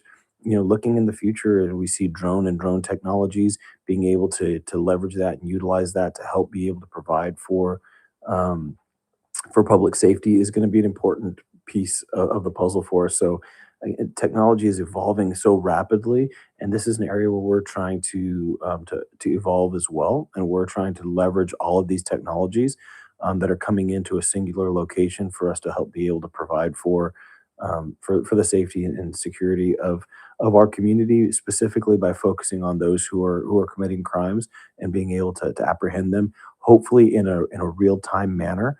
But if it's a crime that's already occurred, being able to leverage these technologies to then be able to work backwards and track down those that are responsible and do the very best that we can to bring them to justice. And these are all wonderful things that are going to be happening in 2026. But we both sit on the Jail Bed Task Force Committee, Yes. and we know that even if we hire another 150 officers and we put one on each street corner, we're not going to see the accountability that we need Right. until we have more jail space. Are you feeling optimistic about that? I am. I'm more optimistic now than I have at any point in the last several years as we've worked through this. I'm optimistic because the people that are in the room are all solution-minded people, from the Kern County Sheriff's Office, the Bakersfield Police Department, private community, private business owners. We're seeing mental health there. We're seeing Kern Medical there, because this is it is a complicated situation, and there's not one exact solution. There's multiple prongs that need to occur. Some of this deals with mental health. Some of this deals with jail bed capacity. Some of this deals with substance abuse. And some of it deals with city and county partnerships and being able to leverage resources that are already there. It involves the Superior Court and how people are sentenced. It involves the district attorney's office and how people are prosecuted. It's really complicated. It's complex, and it's going to require every brain that's in that room. And as this task force is growing, it's been fantastic to see the mental health folks from the mental health community there, to see the business community there, to see the medical community there, see law enforcement there, the district attorney's office. It really is excellent to see, and that is what brings me the most amount of optimism. And I'm really hopeful that as we move into 2026, we're going to get to seeing some of the solutions because as these meetings have already evolved, we're seeing people bringing up ideas and things that we hadn't thought of, hadn't been able to work through, and it's not quite as simple as, well, let's just make an arrest and book them and hold them at the jail. It's really complicated working through some of the California state law, but also trying to hold those accountable that need to be held accountable.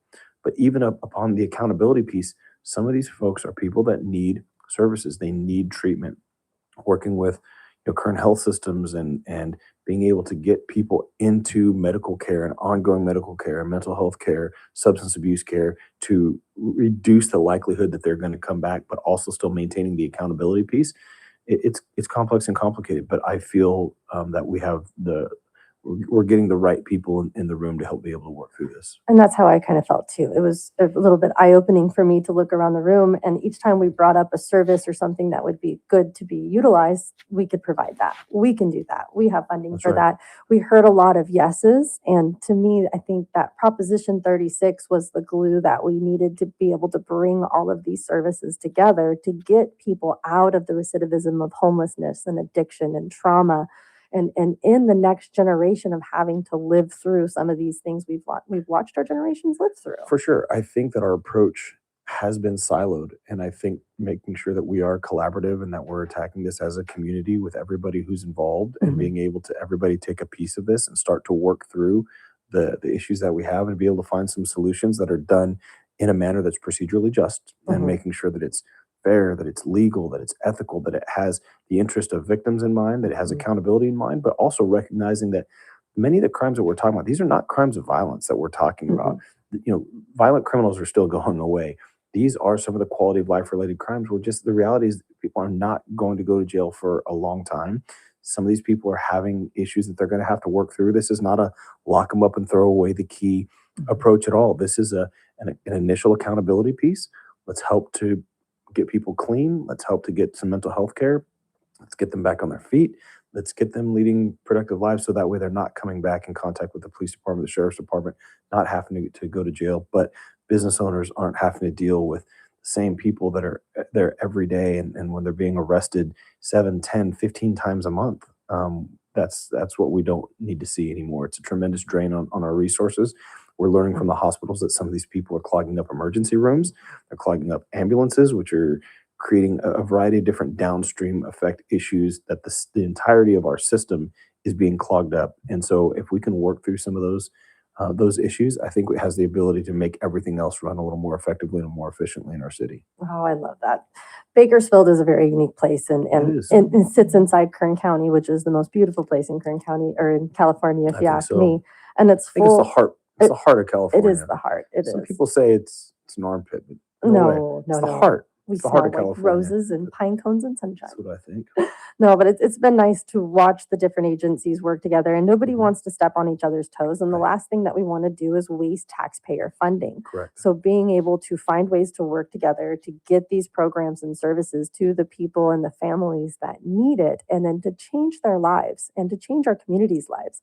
I think we've heard several times it's about 10% of the Proposition 36 crimes are committed by the same people, or 10% of the community is doing those same crimes repeatedly. Yeah, and maybe the number might even be less than that. So I can tell you as it relates to gun violence, it's 1/10 of 1% of the population accounts for 60 to 65% of all violence. And so I think it's very similar as it relates to some of the quality of life related crimes.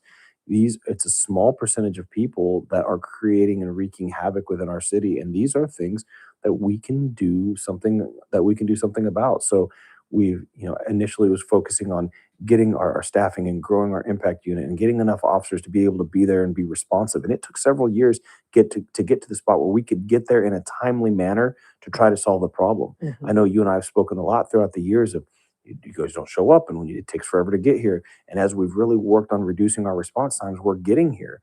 And we're solving the problem for you right now, but the problem is coming back tomorrow, and it's coming back on Wednesday, and it's coming back on Thursday. And we're trying to get to the point where we're solving the problem every day. What I'm hopeful that this solution can provide is hopefully a long-term problem that we're not having to respond to, 5 days out of the week, and that you're not seeing, 5 days out of the week because What I believe is happening is the public is looking at this and going, "What are you guys even doing?" Yeah. And we have the data to show that some of these people were arresting 15 times a month, 10 times a month, and so as we're working through that, we want to develop a more of a comprehensive and a long-lasting solution as well, and that's what I'm hopeful that we're able to do.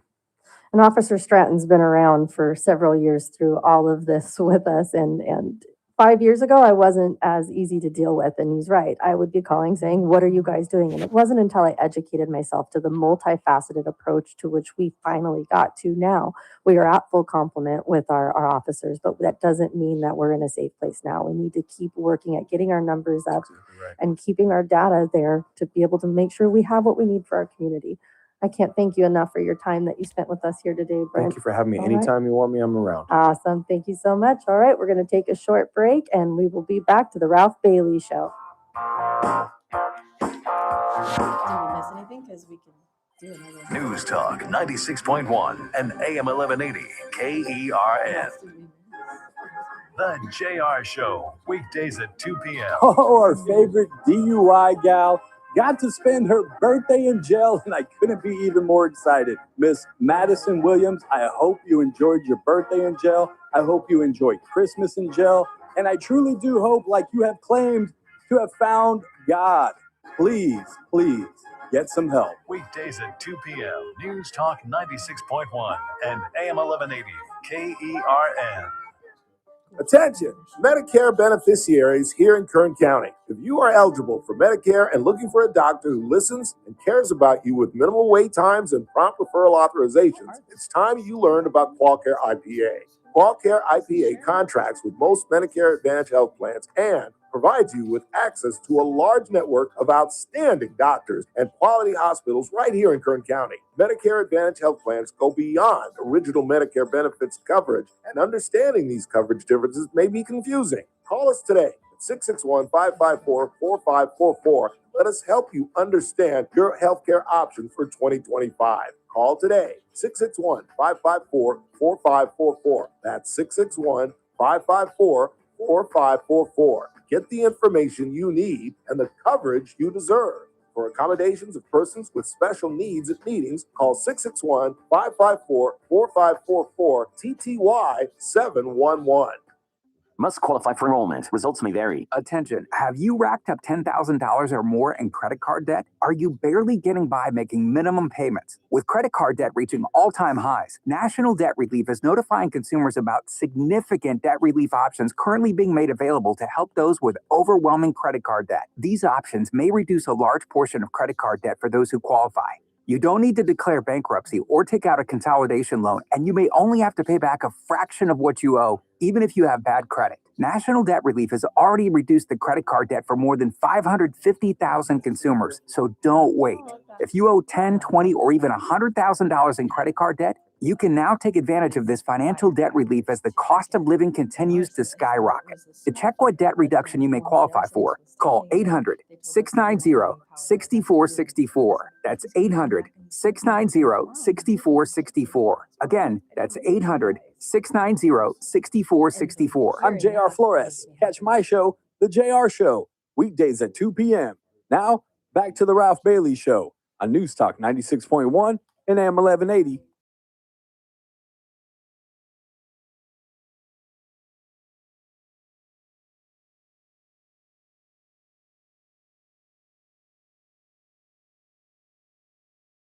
Back, but just for a very short minute because Cassie doesn't know how to take her breaks properly. Sorry, Chris. You are listening.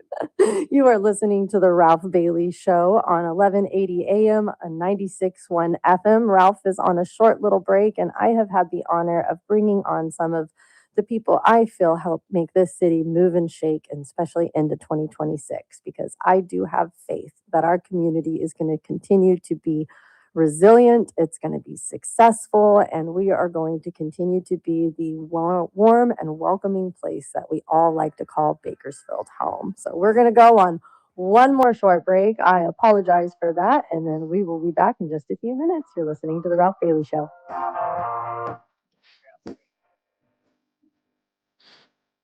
Hard break was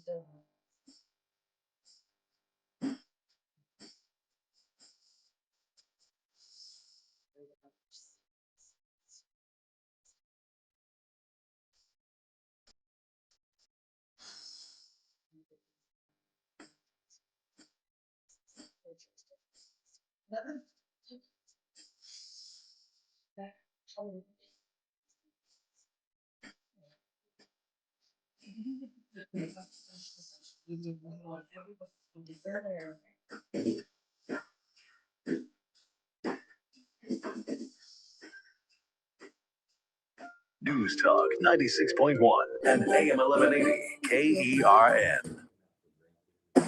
With SRN News, I'm Jason Walker. Trump administration freezing child care funds to all states until they provide more verification about the programs. That's a move fueled by the series of fraud schemes in Minnesota. Farmers are now learning how much aid they can expect to receive from a $12 billion package President Trump announced earlier in the month. Department of Agriculture releasing the figures Wednesday on how much aid per acre farmers can plant for each row crop. China's army now says it has, quote, successfully completed 2 days of exercises off the coast of Taiwan. That concludes a set of high-powered maneuvers. Thailand has repatriated 18 Cambodian prisoners of war. Released Wednesday fulfills part of a ceasefire agreement between the two. This is SRN News. News Talk 96.1 and AM 1180 KERN. From the KERN Newsroom, your live and local news update on News Talk 96.1 and AM 1180 KERN. I'm Chris Davis. Candida auris is a fungus that's been detected in higher concentrations than most other states. Here in California, says the CDC. It lives in warm environments, and people with catheters and IVs are especially susceptible. It is antibiotic resistant, and the CDC is calling it a superbug. More than 1,500 people in California have been diagnosed. Free rides tonight in the Bakersfield area for people who get tipsy or more than tipsy are being offered by Golden Empire Transit and Designated Driver Inc. of Bakersfield. The Highway Patrol New Year's Eve enforcement period begins at 6 this evening and goes through New Year's Day, and they'll be out looking for drunk, buzzed, or high drivers. I'm Chris Davis in the KERN Newsroom with news every half hour and when it breaks on FM 96.1 and AM 1180 KERN. One of the highlights of this radio broadcast appears on Thursdays at 4:30. Our money man, Daniel Petrie with Messmaker and Petrie Wealth Advisors. You all know by now what Messmaker and Petrie Wealth Advisors are all about. You know that I've turned on staff members who are extremely happy with being a client with Daniel. And I've told you, I've been a client for almost a decade now, and it is the single most important and smartest financial move I have ever made. If you're staring at retirement late in life and you're in the fourth quarter, call Daniel, 395-9400, 395-9400. Just keep it locked. Tune in every Thursday at 4:30 when it appears on the broadcast. Daniel Petrie and the folks at Messmaker and Petrie Wealth Advisors.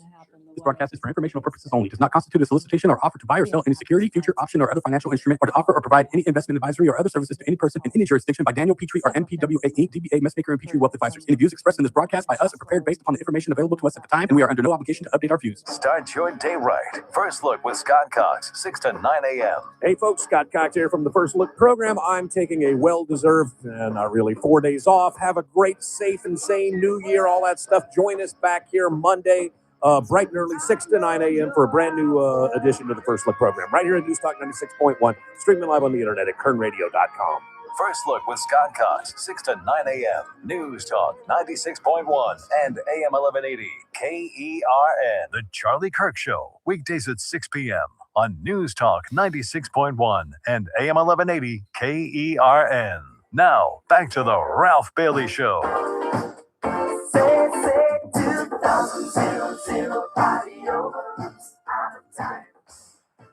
You are listening to the Ralph Bailey Show on Kern Radio. My name is Cassie Bittle, and I am filling in for Ralph while he is on a short vacation coming into 2026.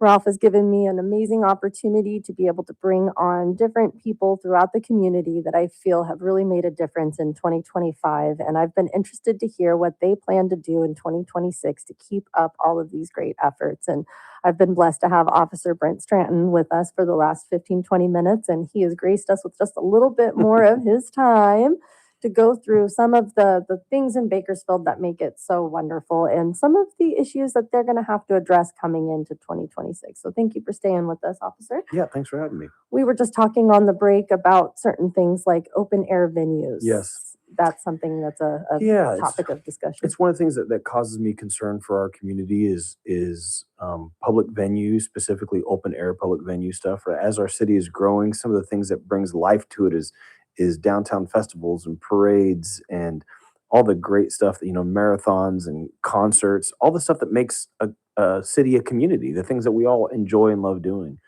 But I look at it from a little bit of a different perspective because I want to make sure that we're providing for the safety of people. And so I spend a lot of my time reading after action reviews and seeing things from across the country where things haven't gone well and trying to understand and prepare for what we can do here in our community. I believe it's my responsibility to make sure that I'm thinking that, this can happen in our community, not this. It likely won't happen here, even though the numbers say it's very likely that it will not happen here. We need to prepare for it like it is, and I don't want to create things as lockdowns and prisons, but we do need to make sure that we're providing for safety, for intentional acts, for terrorist acts, for people who are looking at mass casualty events, or even for accidents and things that can occur from there. So we've seen things, and I think it was last year in New Orleans, and we saw a Christmas parade in Wisconsin. Any number of active assailant type events and things that have occurred. So the police department has taken that seriously over the last couple of years and doing the very best that we can to try to limit access and try to provide for safety and security. And as we have more of these events, this is an area that causes me concern. It definitely has our attention, and being able to assign officers there to be able to provide for that safety and security has been a focus and will continue to be a focus moving forward as our city grows and as we have more of these great family friendly events. Knowing that we're partnering with organizers to try to help provide for that security is a main focus of the police department. And I go to these events and I feel safe, and it's the work behind the scenes that we don't know. It's all of that extra time going through and seeing how other law enforcement agencies react to certain situations, even though it's not a situation that we've seen. It's amazing to know that our police department, our law enforcement has a plan, and it does give us that extra level of security when going out to these events, because the last thing we want to do is have people stuck indoors. We have such a beautiful community to be out on the streets and enjoying. Yeah, and that's really what we're looking at. We'll see, over the last couple of years, we built relationships with the Pasadena Police Department and learning from them and how they plan for the Rose Parade and the Rose Bowl and the different events that they have there. And we've worked with Napa and the police department and see how they handle their outdoor concerts and how they handle their bottle rock, the concert venues and a variety of other agencies as well.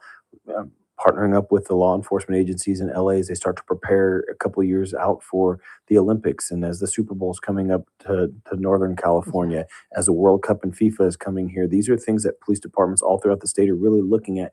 How can we do what we can to make sure these mass venues are safe and secure? And while we don't have mass venues, we do have incidents that have occurred, and we've seen unfortunate things that have occurred over the last year in 2025 that have really just reinforced for me the need to make sure that we're looking at these type of events and that we're paying attention and that we're doing the very best that we can to try to predict and prevent some of the things that may be coming our way. And for us from a safety standpoint, I really look at what's happening internationally, because generally speaking, what we see in international terrorism, unfortunately, is what will start to come to our country a couple of years later. And so these are the type of things that we want to make sure that we're keeping our community and Bakersfield safe, and we're doing the very best that we can to think through this type of stuff and imagine what could possibly happen to try to make sure that we're not caught flat-footed and we can prevent that and provide for the safety of our community. Oh yes, just being in the restaurant industry, people never cease to amaze me, and they never seem to shock me anymore. You do not understand people. We never are going to understand people, but what we can do is prepare for when people are going to be just that, people. For sure. And to that end, one of the things that we've been able to do is the vital services measures to be able to increase our number of school resource officers. Yes. So with each of the school districts that we have within the city of Bakersfield's jurisdiction, the Panama Buena Vista School District, the Bakersfield City School District, Greenfield Union School District, the Rosedale Union School District, Norris School District, Fruitvale School District, being able to assign officers that work there in those school districts. They're there to be able to build positive relationships with kids and really focus on the prevention aspect of public safety and building those relationships on the front end with kids and being able to be there. But we also think that high visibility drives down crime, and we want schools to be seen as a safe place and want to see police cars there parked in a visible location to prevent anything from occurring. But it also, school zones in the mornings can be kind of crazy. And so we want to be able to step up some of our traffic enforcement in school zones as well, ensuring that children and families are able to get to and from school in a safe manner. So those have been some of the things that we focus on in 2025, and you'll see an increase in that in 2026 as we're increasing the number of officers assigned to the school resource officer program into our school districts. You're going to see more police officers interacting at school zones.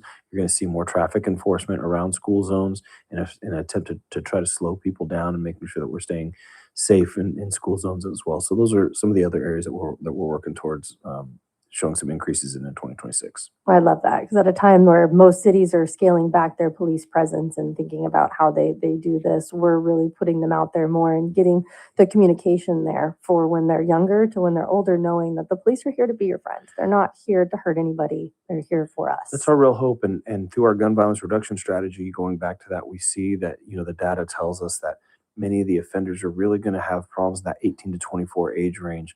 And some of them are as early as 15 and 16.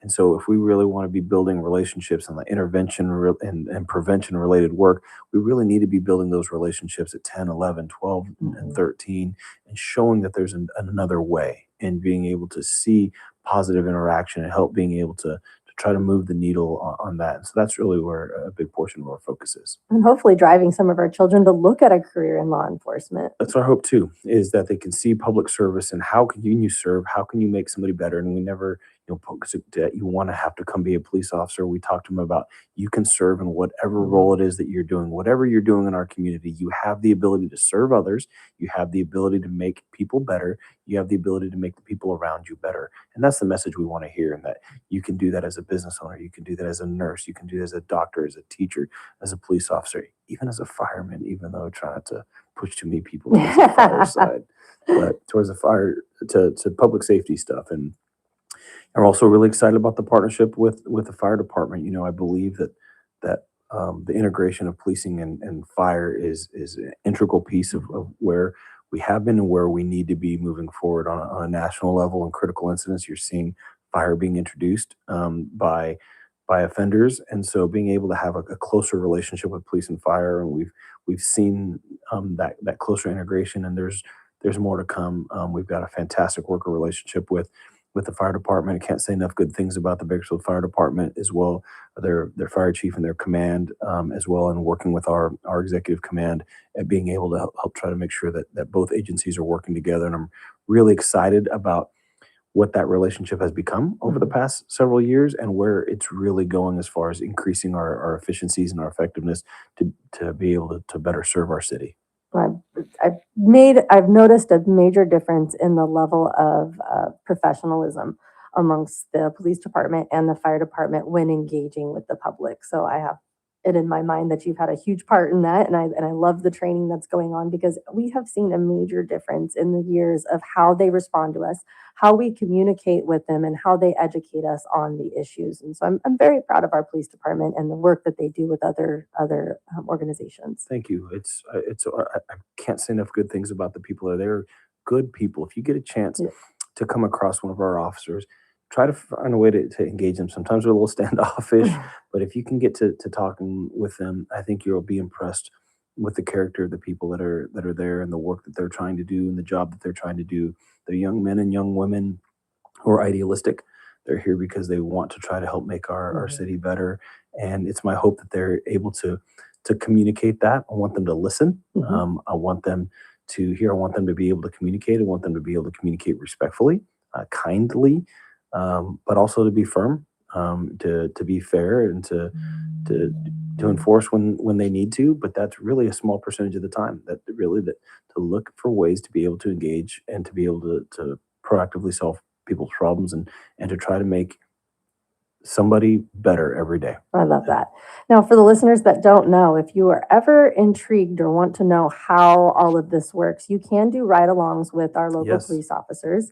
Not only can you go with a police officer on an 8 to 12-hour Yes. shift and see how it really is for them, but you can also sit in with our dispatchers too Yes. and get an understanding of what they go through and the different emotions that they have to deal with and still extract information to be able to tell the law enforcement officers what to do when they get there. Because when I call the dispatcher and I'm in a frantic, it's very hard to get information that you need out. I have all the information I want to give you, but it's not necessarily what the officers need. And oftentimes the dispatchers are asking questions and people that are calling say, why do you need this? And the officers are asking this information to the dispatchers. Mhm. So that way as they're driving there, they're starting to form what they need to do, what they should be looking for. And so they're asking this information to the dispatchers, and the dispatchers are trying to get that information from people. I think a ride along is a fantastic idea. It gives you perspective. If nothing else, if you're not interested in the career, it gives you perspective on the police officers, the dispatchers that are working for you, that are serving you, but to give you some perspective of what's happening. There's a million calls come in every year to the dispatch center. You start to extrapolate that out, that 911 phone rings constantly. And it's our goal to be able to answer 95% of those calls in under 15 seconds or less. So we have to turn and burn, answer the question, get the information out, and then try to move on. But I also want that voice, that first point of contact they have with the public, to hear that, to feel that it's somebody that cares. And so the dispatchers have a difficult job as well. But I would really encourage people, if they're interested, to reach out to the police department and ask about scheduling a time to be able to come out on a ride along. It's a great way to see what the officers see, hear what they hear, and it will, I promise you, you will walk away with a little bit of a different perspective. Maybe better, maybe worse, but your perspective will grow. At least you'll have an understanding. You'll have an understanding, you'll have a growing perspective. All right. Well, thank you so much for all of the information today. Hopefully some of our listeners reach out and go for one of those ride-alongs or sit with the dispatchers and really get to know the people that are keeping our community safe, because we are surrounded by amazing human beings. Thank you so much for having me. Happy New Year, everybody. Be safe and be careful out there. Be responsible tonight with your driving. We will have extra patrols tonight and every other night, but let's make sure we keep our roadways safe. Thank you so much. All right. We'll be back after one more short break. Chris, can we call Les Clark last? News Talk 96.1 and AM 1180 KERN. The JR Show. Former Kern County Supervisor Zach Scrivener will never see a day in jail, and it's all because of who he knows. His aunt is the district attorney, Cynthia Zimmer, but her sister, Kathy Scrivener, sits on the Kern High School District Board. She's the one that called the district attorney the night this all went down, and she's been trying to cover it up ever since, whether she's mad at her sister now for calling the sheriff or whether she's telling the kids to not talk to the police. You, Miss Kathy Scrivener, need to step down from your elected position and need to be held on obstruction charges. Weekdays at 2 p.m. Meet Paul Sheldon's client, Norma Diaz, owner of La Rosa Fruit Bars and Ice Cream. Hi, I'm Norma Diaz from La Rosa Fruit Bars and Ice Cream, and I'm a client and friend of Paul Sheldon. I've known Paul for many, many years, and my parents happened to be his first clients. So, of course, I called Paul and immediately felt this peace come over me, knowing that I didn't have to freak out about making a big decision. His knowledge about Medicare and your health insurance needs are beyond compare, and I was taken care of immediately by his wonderful staff. He knew everything that I needed and what I wouldn't need, so I was pretty much in and out of there in record time. If you're getting to that age where you're going to be needing to know about Medicare, then he's the one to call. He will totally help you out and get you pointed in the right direction. You're going to leave there feeling a great accomplishment and no concerns. And even if you have questions later, his staff can help you out. Those feelings are just priceless to me. So call Paul. You'll be glad you did. When Medicare matters, our team has the answers. Team Paul Sheldon. 398-2298. Do you owe $10,000 or more to the IRS like Gail? When I retired, I just let all my taxes pile up. I had gotten many threatening letters. The one that said they were going to try and take my property was probably the scariest. When I found out that I owed close to $300,000, I was in total shock. It was a bad situation. I didn't know what to do. Then Gail found tax relief advocates. When TRA told me I was only going to owe $368, I just was in total disbelief. If you owe 10 or even hundreds of thousands of dollars to the IRS, don't lose hope. Do what Gail did and call TRA for a consultation. I was so blessed with TRA. Visit TRA.com or call 800-544-7357. 800-544-7357. That's 800-544-7357. I was always tired, sleepy, and had no energy. I had relentless, debilitating headaches. Valley fever has many faces and impacts people differently. If you have a lingering cough, fever, or painful breathing for more than 2 weeks, talk to your doctor. I am Quan Louie. I am Bryn Kerrigan. And we are the faces of Valley Fever. Visit kernpublichealth.com to learn more. We've all been there. Sleepless nights, mind racing, wondering if your business's security service is really protecting what matters. At Bay Alarm, we can put your security insecurities to bed. Video security, burglar alarms, fire alarms, access control, 24/7 monitoring, and more. Our advanced technology and personalized support ensure you can rest easy, knowing we're here for you, your people, and your business.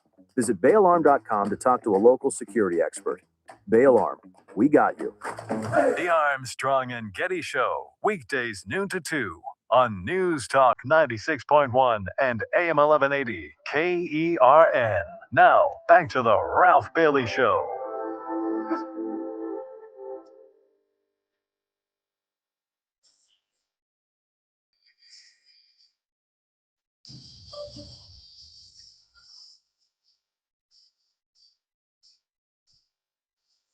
Well, you're listening to the Ralph Bailey Show. My name is Cassie Bittle as I fill in for the last 9 minutes of his vacation. But don't you worry, Ralph will be back next week, back in his chair, and you'll be able to hear his voice over mine.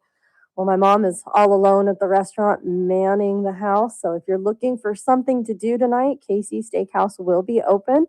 We will be ringing in the new year with live music, belly dancers, and a champagne toast for those that are 21 and older. So I know they're fully booked on reservations through the dinner hour, but get your butt down there after 8 o'clock. There'll be great live music for dancing, drinks are flowing, and we will be able to call and get you a ride if you don't arrive in an Uber. Well, we've got just a few minutes here, and we had one last person I had to give a phone call to wish a happy new year before I set off. And there's only one person that I'd want to end this show with, and it would be Mr. Les Clark. So let's see if he answers. The suspense. Might be past his bedtime. You've gotten everybody so far. Let's see. Hello? Mayday, mayday. I told you I'd be calling just a little later than expected. Happy New Year, Mr. Clark. Happy New Year to you.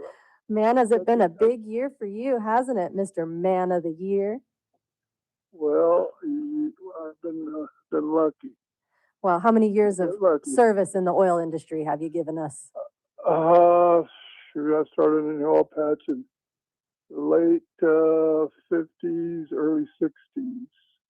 Yeah, I can't do math right now, but that's a long time coming. They should have given you that award 20 years ago. I'm glad it finally made it to your fingertips.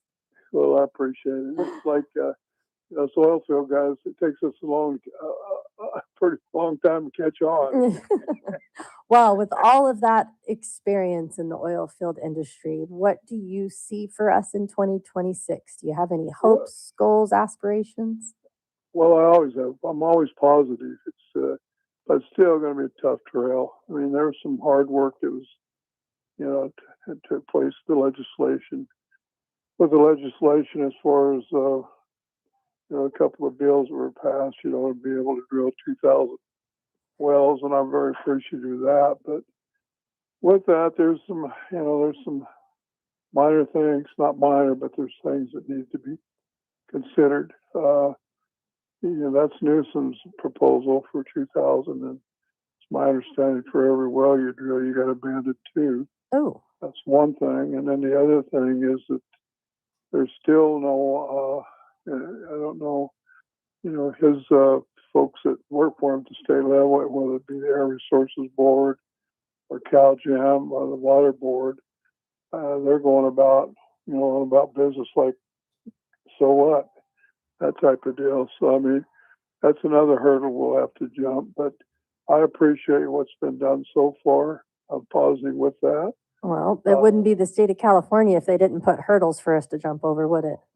Yeah, and then, this deal that the county came up with, it's long. That should have been adopted many moons ago, but because of legal entanglements, it wasn't. So with that process, people are saying, well, now they get to do what they want to do. That's the current EIR is also very cumbersome. So, but at least it gives us a way and gives us the ability to know where we're going. That we can get a permit. Now, what's the fine print after that? Mm-hmm. One of the things I've learned from you through the years is that the squeaky wheel gets the grease. And so one of my hopes for this coming year is that we get some more of this younger generation involved in these key issues that will help with the sustainability of Kern County. And I really hope that some of these listeners get their kids involved into politics, into legislation, into oil, or any of these things, because Les Clark has laid the groundwork for us to continue to be successful. We just need to see this next generation step up and take the reins. I agree with you 100%. And I continually preach that to my son. He's involved over here in the community of Taft. I'm real proud of him, but with all of the young guys, they do need to step up to the plate. Mm-hmm. Us old guys, what's my New Year's resolution? Hopefully to be here again next year. No, you will be. I think I threw you a retirement party, 6 years ago, and yet here you are still working. Yeah, well, yes, I am, but having a few minor health problems, but I'm blessed with a great family. I've got 3 kids. I've got 10 grandkids, and I've got 9 great grandchildren. So it's and they were all here. No, you've sure made your mark on this county and Taft, and pretty much being the mayor of Ford City. Les Clark, you've done so much for us in this community, and we cannot thank you enough. Your family is amazing. Well, I appreciate it. I really do. Well, thank you. I appreciate it. I'm looking forward to it. All right. Well, you get back to that family. Go tell Miss June I said hello and get some relaxing done, and I will see you in 2026. Thank you. Thank you, Les. I love you. Love We'll see you too. soon. Bye-bye. Les has been one of my mentors for at least 20, 25, 30 years. I can't even remember. I think I was 7 years old, 8 years old when he first told me, how to talk to people, and the squeaky wheel gets the grease, and I've never forgot it, whether it be through 4-H, FFA, through the restaurant, public speaking. He has always been a very wise person to speak to, and I know he's made a lot of marks around this town on a lot of our leaders. Nicole Parra, I think even Andre Gonzalez has sat and met with them before. I've seen him through those doors with many, many people. So we are blessed in Kern County to have so many movers and shakers. And I'm thankful for everybody that answered their phones today, everybody that continued to listen. Chris, I'm thankful for you this year and every year for all that you and Ralph do for Casey's Steakhouse in our community. Oh, thank you for coming in and filling in. We really appreciate you as well. No, thank you. I've got about 2 more minutes, and then I've got to head back down to Casey's Steakhouse. So if any of the listeners out there are looking for something to do tonight, we are going to have live music. We've got Lottie Da playing. She's a solo guitarist over in the Stockyard. She'll be playing from 6 to about 9 o'clock. And then we've got some belly dancers coming from Los Angeles that are going to entertain us. We've got Jimmy Gaines and Bobby O over at Casey's Steakhouse. So if you want to hear that little duo, they have been rocking the house at Casey's for over 25 years. And we are very blessed to have Jimmy back in the building and singing for us this New Year's Eve. So if you are looking for something to do in Bakersfield, Casey's Steakhouse is your place to be. And if not, there are plenty of places downtown to go as well. For the younger crowds that might be listening, I know David and Lillian Brest have Rooster's Honky Tonk that's in downtown Bakersfield. They've got live music and a bell ring tonight.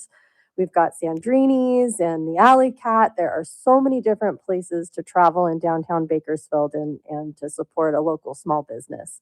Do us a favor, make sure you jump in an Uber or a Lyft or call a DDI. Please do not drive if you plan on drinking.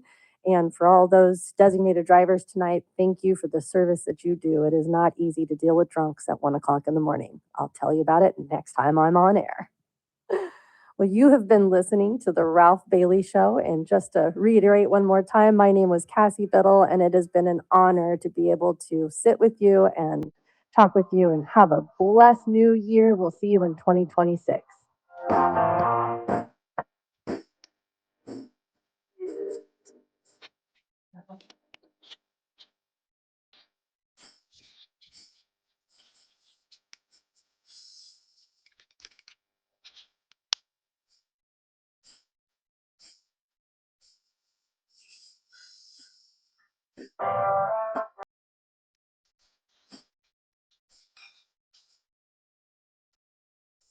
This is AM 1180 KERN. Green Acres. This is 96.1 FM. Bakersfield. Online at KERNradio.com.